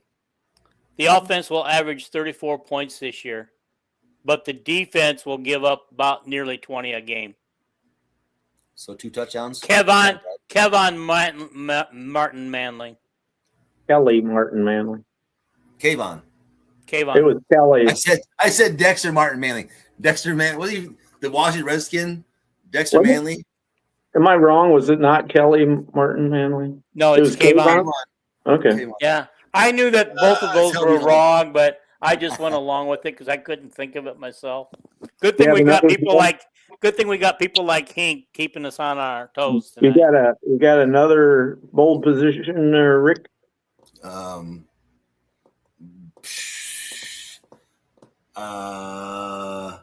Ava Hayden will average 25 and 10 this year. Cool. That's going to be easy. Easy. If she stays out of foul trouble. Yeah. That's the only thing that kept her points and rebounds. She didn't have really good rebound numbers this year because she was on the bench too much. Yeah. Now here's the sad thing about it is Layla Hayes has got to make some strides in improvement this year because we don't have Hannah anymore, who was when they got in foul trouble. Hannah would take over the post. Yeah. A little truth telling by I don't know if you guys watch Chit Chat and not Ava, but Layla.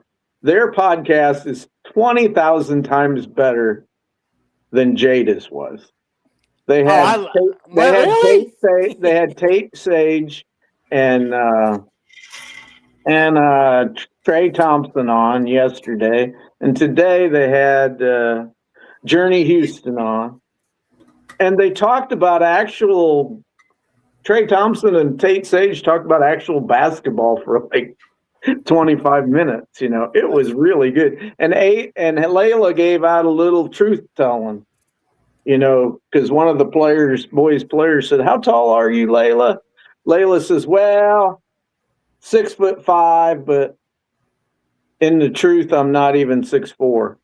So when you're out there watching these players and you're saying, "Oh, they're 6'5", they're 6'4", they're like Bennett Sturts. They're not that tall, Little truth telling there. Yeah. Can I give a bold prediction yet, or you got comments? No, let me some comments real quick, okay? Zach Lutmer, this is from Toll House, will have 6 interceptions and 2 pick sixes. Hink says 100% Kelvin. I assume he's talking about the podcast. Hink says that podcast with Trey Thompson and Tate Sage. God darn it, why does it keep disappearing?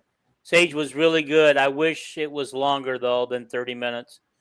Well, that's what the girls get their NIL money, and the boys get their NIL money. That's how they get their. I'm sure. Let's see. Yeah, Chit Chat's getting a lot of money this year, I think. Yeah. Hey, by the way, speaking of the women's basketball, did you see that Danny Carnegie is a member of the 3-versus-3 USA team? Yeah. Out of that 6 players, I sent you the picture of it. Out of the six players, 4 of them are from the Big Ten. One from was it Oregon? Oh, that one, yeah, she's good. One from her name was Fino or Fizo or something, and then Aguirre from Maryland, and Carnegie, and who was the 4th one? Oh, from Minnesota. From Minnesota, a girl, I didn't even remember her name, but she must be good. She's on the 3-on-3. Ava didn't make it because they don't use big players. Don't make it unless you're some great athlete, because you got to get back on defense real quick. And 3 positions. Yeah, but Ava was in the running, but yeah, she's too big and not fast enough. Can I give a bold prediction yet? Yes, you can. Because we got, we're going to have 30 of them between us. Ben goes to the Elite 8 again, and that's the first time in Iowa history since the NCAA tournament went to more than 16 teams. They went to more than 16 teams in about 1973 or something like that. 72. Well, they went to 2 Final Fours in the 50s. I know, but that was a 16 team. 16 teams. So to go to the Elite 8, all you had to do is win your first round game. Yeah. So, we're going to expand that tournament now to like 72 or 76 teams or something. 76. Yeah. Gosh, guys, we're just starting to. They're just getting so greedy for money. They're just starting to water down these tournaments. The boys going to play for it. They want to be the same as Dayton for the playing games. Anyway, that's my bold take. Elite 8, 2 years in a row. Says something about you had a question. What was that again, Kelvin? A question about what? I don't know. He just said, "What's the question again, Kelvin?" I don't remember what you were talking about. I don't know. Okay. All right. My final two picks are. My second bold take is Kirk Ferentz gets a contract extension at the end of the year through 2033. Okay. I don't know if people think that's bold. Well, I don't think it's real bold because he's got to have an extension if he's going to keep recruiting. You can't recruit 28 players next year and say, my contract's up in 2029 or 2030 or whatever. Yeah. Hink says he's honestly for the 76 teams because they're wanting playing games in Des Moines. Cool. Yeah, what I said. Yeah. Okay. They made the bid for that as well as the regular tournament to host a regional. Okay. So we'll see how it goes. I also have the women getting to the Sweet 16, and it's not the first game of the season, but we're going to upset Vanderbilt. I seen today their first game of the season is going to be at home November 2nd against South Dakota. But anyway, we're going to upset Vanderbilt, who's in the top 3, 4, 5 teams. How's that for a bold take there, Dean? That's pretty bold.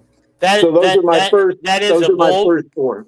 Okay, that is a bold take, but however, just to point out that while Vanderbilt is currently preseason number 6 in the 2 early preseason, Iowa's number 11 in the preseason.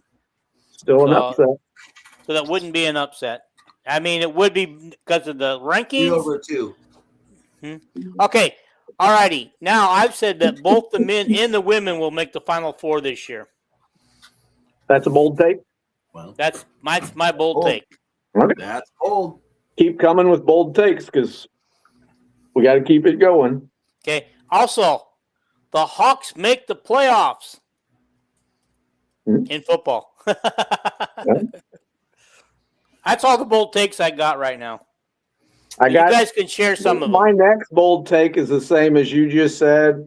I got Iowa goes 10-2 and win the first round of the playoffs and go 11-3. We lose the second game of the playoffs. Okay. Anybody else? You got another one, Rick? Or? No. Okay. Well, I'll go through my rest of them then. Because Dean told me to have 10 of them on Sunday for the Sunday pod, and I went to the work of writing them down, and I want to do them. I want to say them. I said after we go 11-3, I said Dean quits bitching about Kirk. That is a bold statement. Look out. My 6th bold take is Iowa in the NFL draft has 3 first-round draft picks: Keeper, Lauk, and Vanami. Lupmer, because he's a safety, and these guys are all going early because there's a lot of money. And Lupmer, because he's a safety, it's hard for a safety to get picked in the first round. I could see him being 25th pick or something, but I have him early second round like Coop was. You know, he's kind of a copy of Cooper DeJean, really. My 7th one is, what does it say? Iowa in men's basketball, women's basketball, and college football after next season will be in the preseason top 10 in all 3 sports. And that's really something. Number 8. Oh, even though the Iowa men have a really good basketball team next year and go to the Elite 8, the men have no first team All Big Ten players. And I don't think they will. Jan's threesome, I call them. Ava,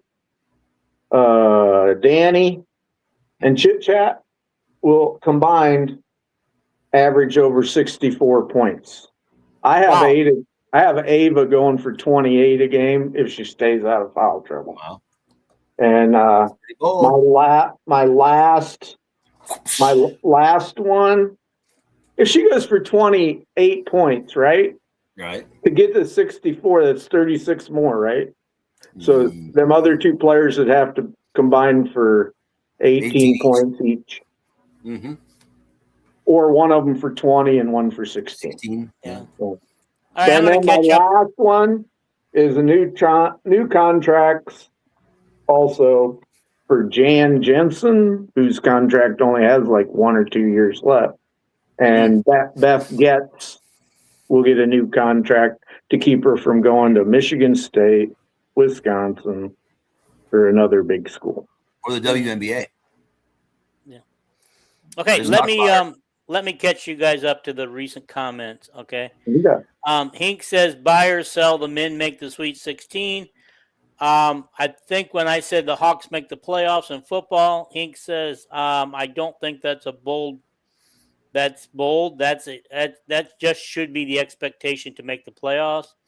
Tollhouse, the final comment here, says the 2029 NFL draft will feature an Iowa quarterback taken in the first round. Wow. Wow. Wow. I don't.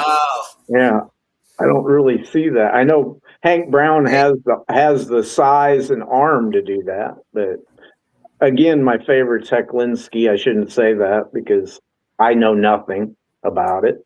But Okay. Now he said an Iowa quarterback, but maybe he doesn't mean the University of port- Iowa quarterback. yeah, yeah. It's Alex Mansky who goes to Penn State, the Iowa high school guy, or it could be we get some big portal guy, right? Mm-hmm. You I don't know. think. I think if we were going to go after a portal quarterback, we would have done so. I think they were happy with Brown and Helinski and the people that they have now currently in the room and who they have committed. My favorite quarterback on tape, I finally seen it today. I sent it to you guys in the messenger. I know I send a lot of shit, but I want to share all the information.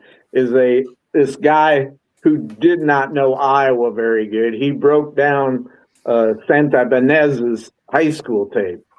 He's my favorite tape I've ever seen of a high school quarterback. I'm thinking through all of them all the way back to when Hayden was here. That's my favorite tape of anybody that actually is supposedly coming to Iowa. I have a question for you, Kelvin.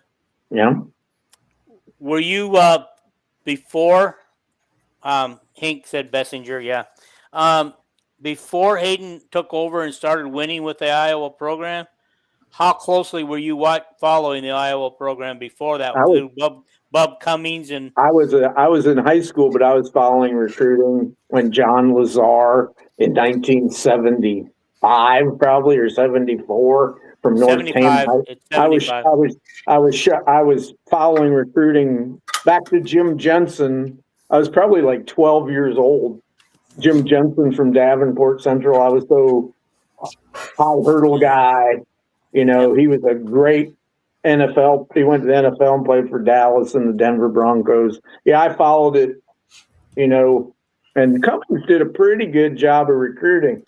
You know, he got 3 parade All-Americans in 1 year. You got John Hardy, Petrozelka, and Denny Martin, all from the state of Iowa. There were 4 parade All-Americans in the state of Iowa that year. It was ridiculous. One went to Notre Dame and then them 3. So, yeah, I followed it, you know.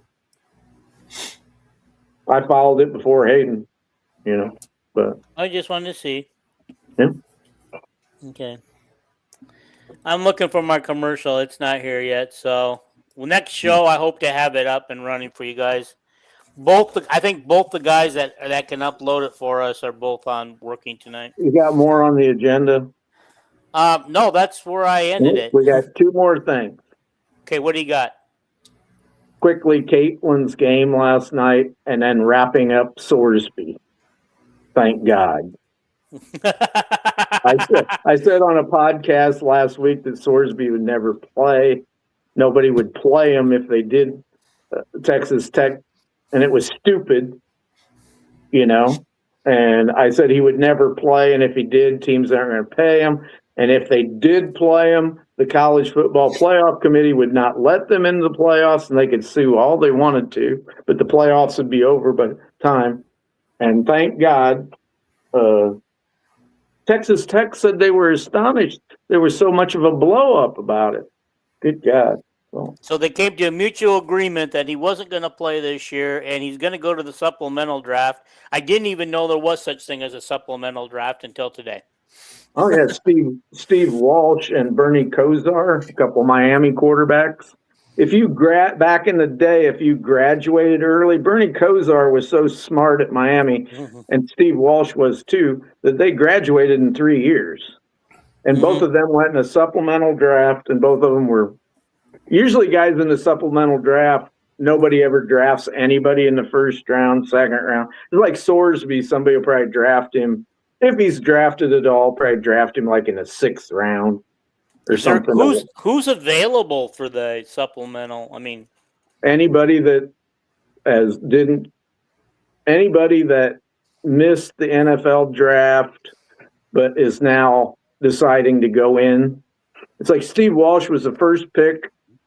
The Dallas Cowboys picked Troy Aikman in the regular draft, and then Steve Walsh graduated, so he was eligible for the supplemental. So they had 2 first-round draft quarterbacks that year. Aikman was pissed off. And then Bernie Kosar was the first guy picked the Cleveland. One of the reasons Bernie Kosar went early after he graduated was his favorite team growing up in Ohio was the Cleveland Browns, and they had the first pick in the supplemental draft. And that's why Bernie went. But Toll House says that Bernie Kosar was big news in the supplemental draft. Hink says, well, I lost it. Hink says that where's it at? That he wishes that it would gone on through media days to give us some things to talk about.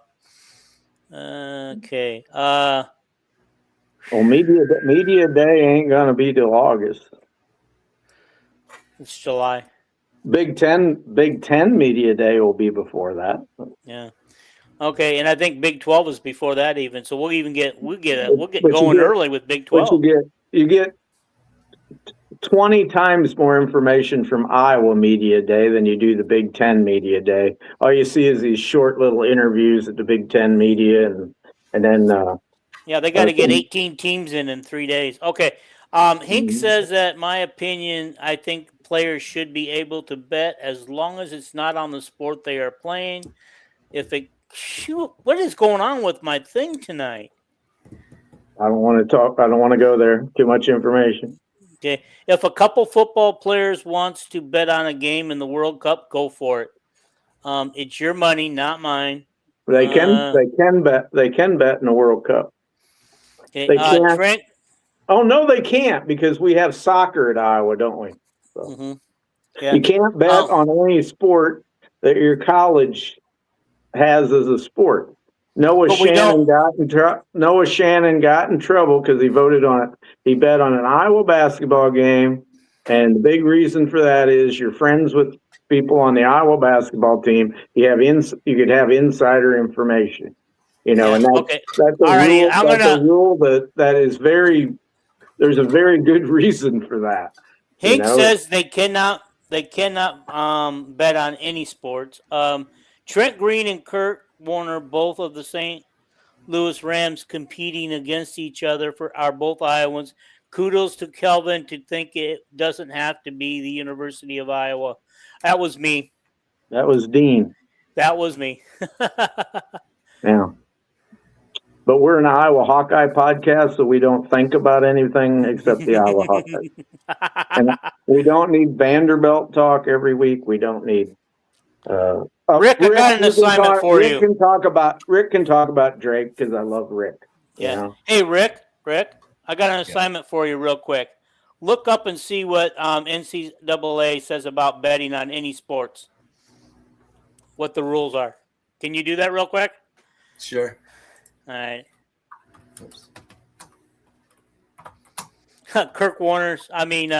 Hank says Kurt Warner was the last time that the Iowa Barnstormers were good.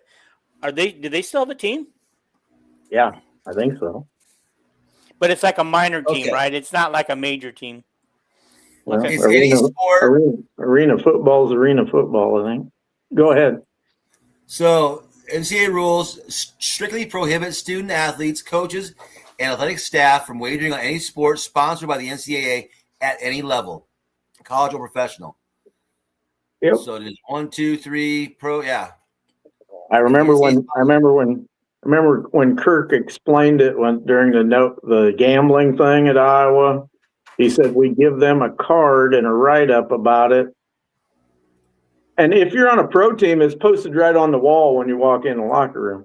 He said a player at Iowa cannot bet on any sport that we have here at Iowa. Yeah. At pro level, any level. And there's a very good reason for that.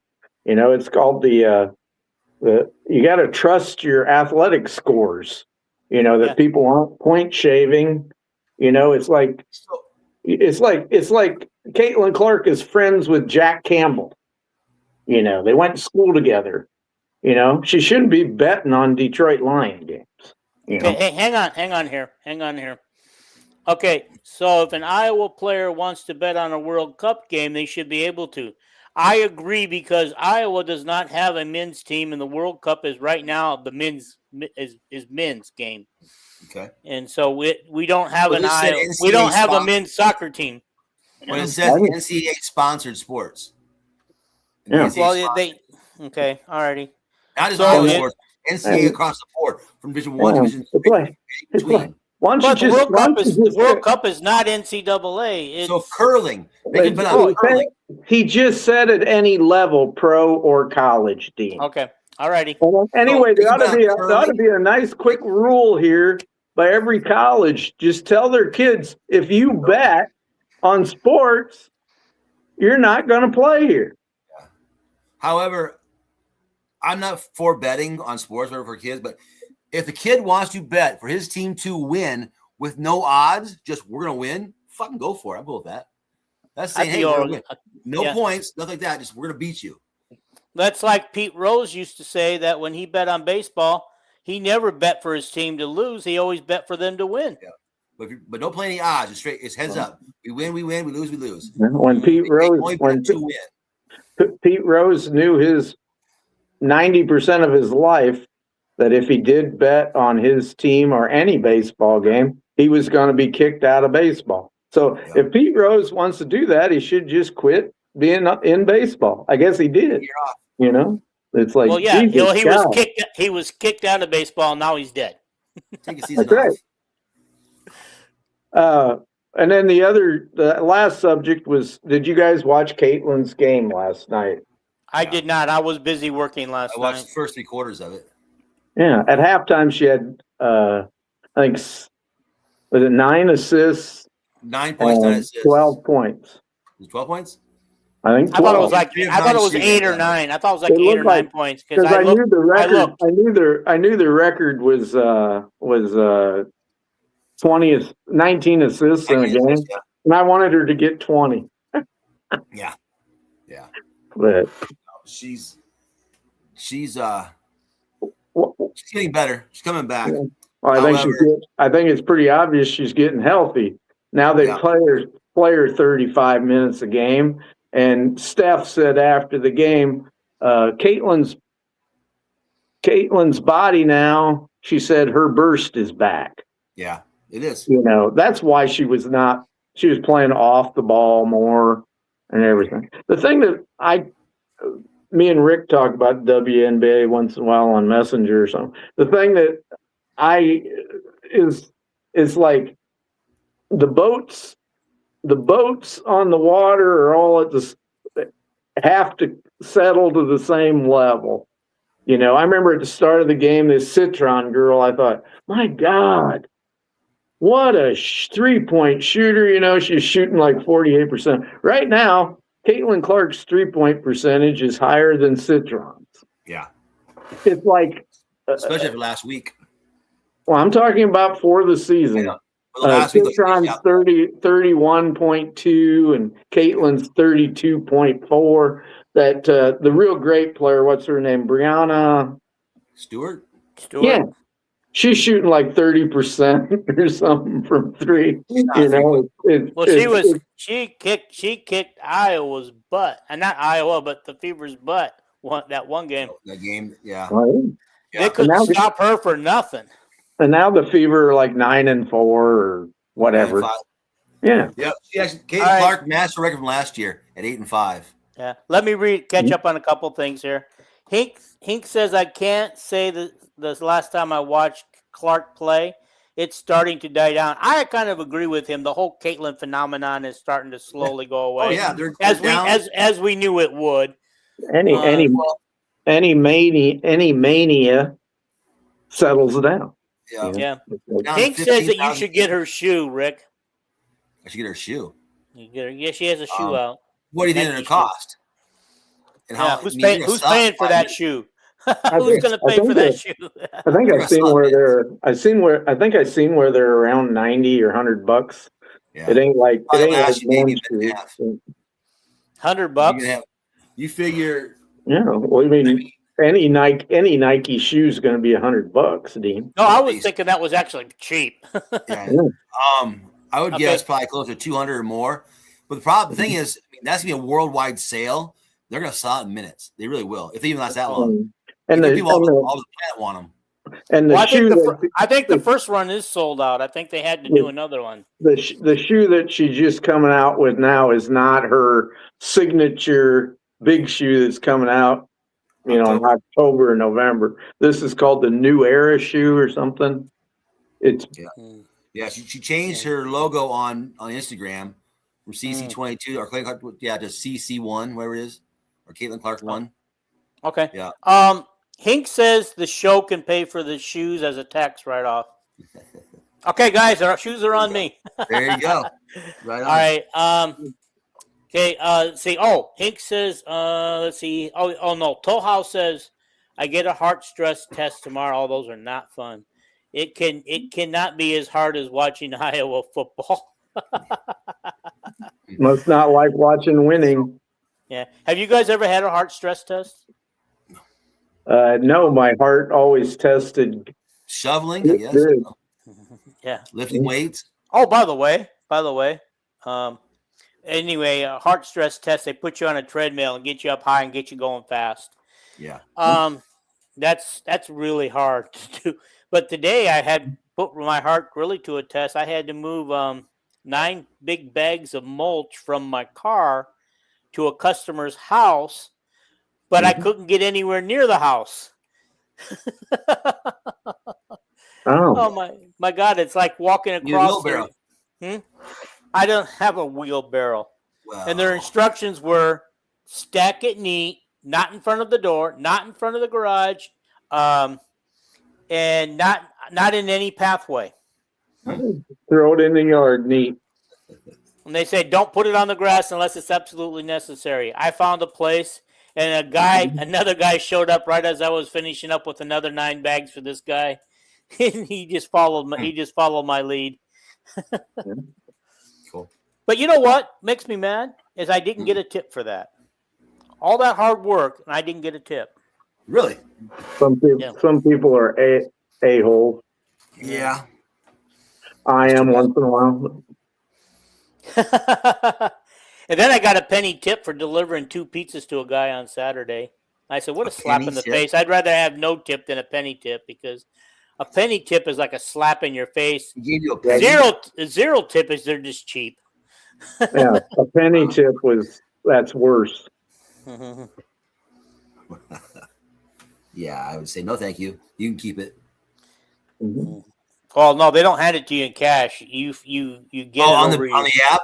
Yeah, you get it on the app. They give it to you on the app. Put a penny tip on the app. Nice. Yeah, you put a penny on the app. Oh, so back to WNBA. Mm-hmm. Everybody talks about the Fever and the Aces and the Lynx and the Liberty. Team to watch: the Dallas Wings. They are loaded. Are they playing right now? Are they playing right now, Rick? They're playing tonight.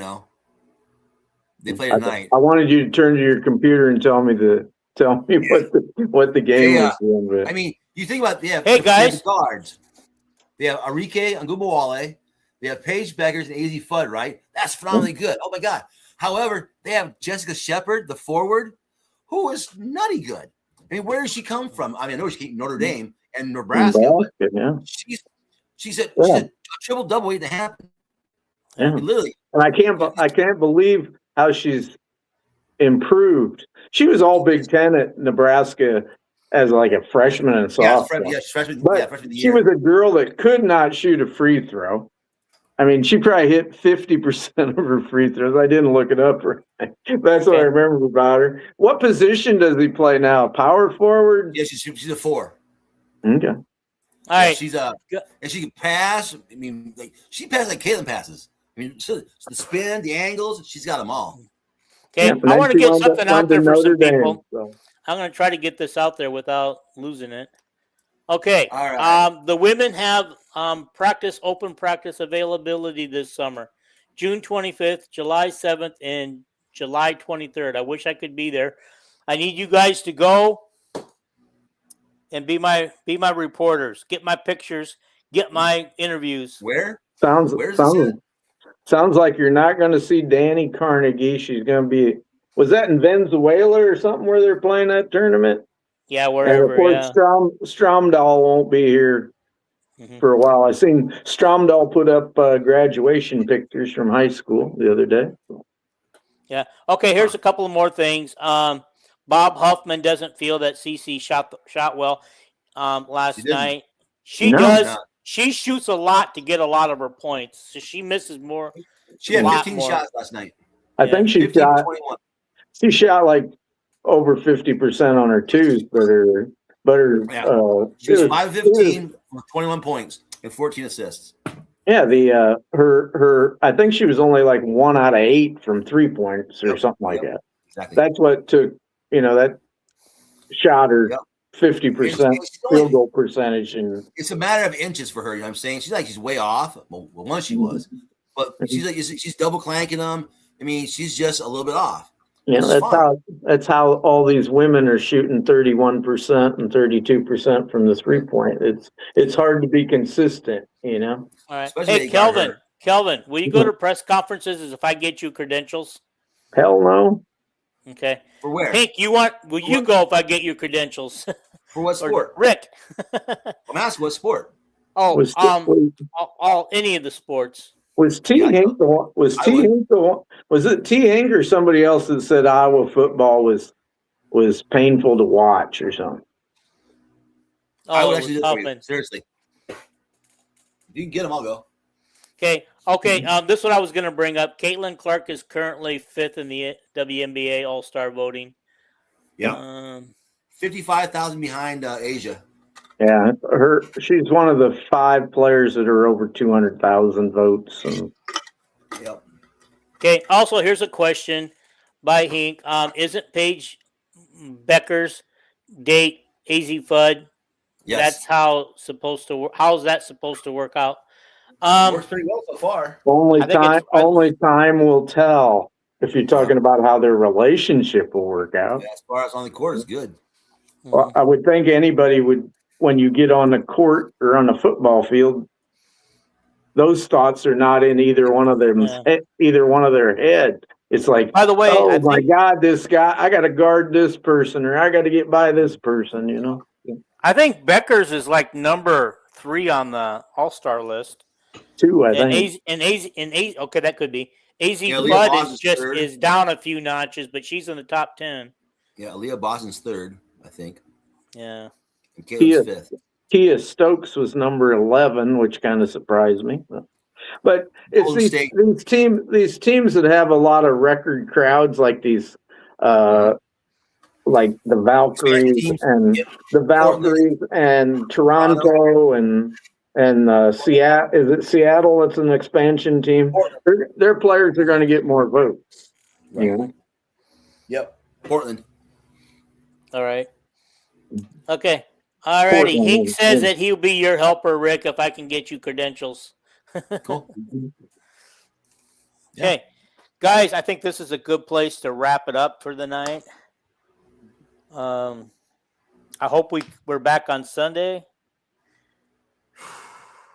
And I hope to be able to run our full thing. But again, just to remind you guys that we are part of the Villains Network, and the Villains Network is sponsored by Caffeine Coffee. And if you go to caffeinecoffee.com and want to order some coffee, use the promo code Villains15 for what did I say? Caffeine. Oh, okay. Cocaine Coffee. Cocainecoffee.com and use code Villains15 for 15% off your order. Yep. And I will be a guinea pig and order a bag for my wife. Yeah, I want to tell you, Dean, that I want to help you on Sunday and Wednesday, but if I can, I'm just telling you that might not be able to. Okay. Somebody I know going to be in town? No. Okay. Well, I'll be in town. You know me. Yeah. All right. But I'm just giving you the heads up that I'll probably be able to, but I'm not sure. So. Yeah. Yeah. Okay. All righty. I'll see if we can get Paul as a backup. So, oh, by the way, Paul arranged for us to do a John Lazar interview before he went MIA, and I want to see if he can still do that interview. Now There was we, you know, there was a couple other guys he talked to. Was it Scott Slutzker? And of course, I'm friends with Slutzker and Lazar on Facebook. But all right, anyway, we got to I get just- out of here, guys. We've been here long Yep. enough. Although we're reaching a pretty decent high in viewers, guys. I will share this out later for you guys. Anyway, we're going to get out of here, and I wish you all a good night. See you on Sunday. And also, don't forget about the cocainecoffee.com and use Villains15 for your promo code. Villain 15. Guys, we may not get out of here. My thing ain't working. All right, well, too so much back to information. WNBA. There's Who else we got going on? Oh, scores. So Valkyrie and Dallas are playing right now. They're tied. The Liberty were up 4 with 55 seconds to go. Minnesota is beating, I forget who. And the Aces play Phoenix later tonight. So Mystics were playing early. yeah, so if the Minnesota and Vegas tie or win tonight, they'll be tied for the President's Cup.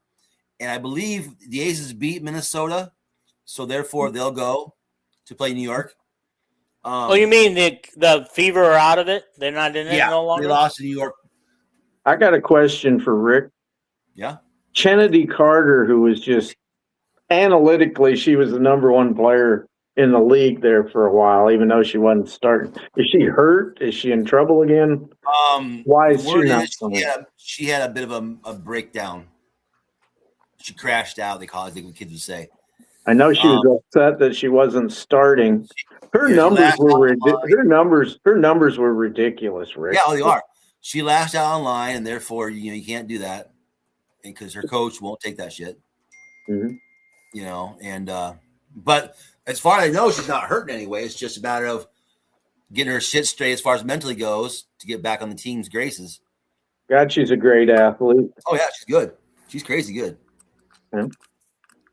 I mean, that team would be crazy loaded if she can get her head straight because you'd have what's her face, Asia, Jackie Young, who played with Jessica Shepard at Notre Dame and Enrique at Notre Dame in 2018. They won the national championship.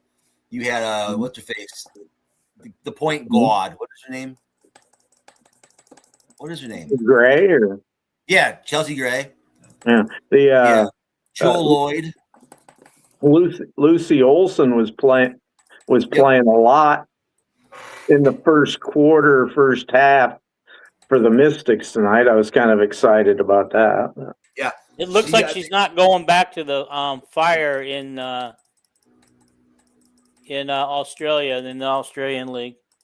She wasn't listed on the as the team that was returning. Well, getting that pay raise that Caitlin got, everybody helps.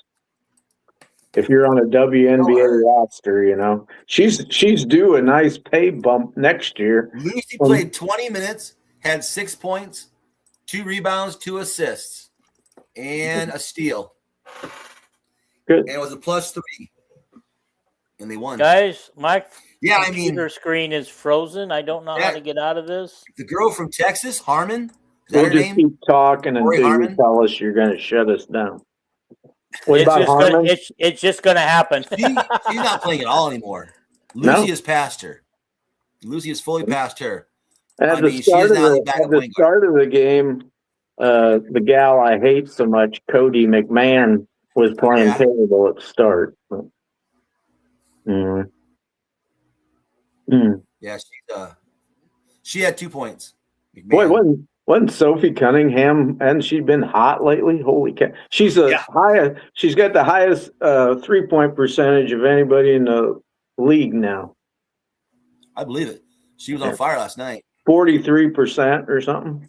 Yeah, and then against who was it? Oh, Connecticut. She scored the last 11 points of the game. They won by 12. Yeah. Yeah, she's been on fire. Yeah. You ever watch her podcast? What'd you say? You ever watch her podcast? No. It's kind of funny. I seen little clips.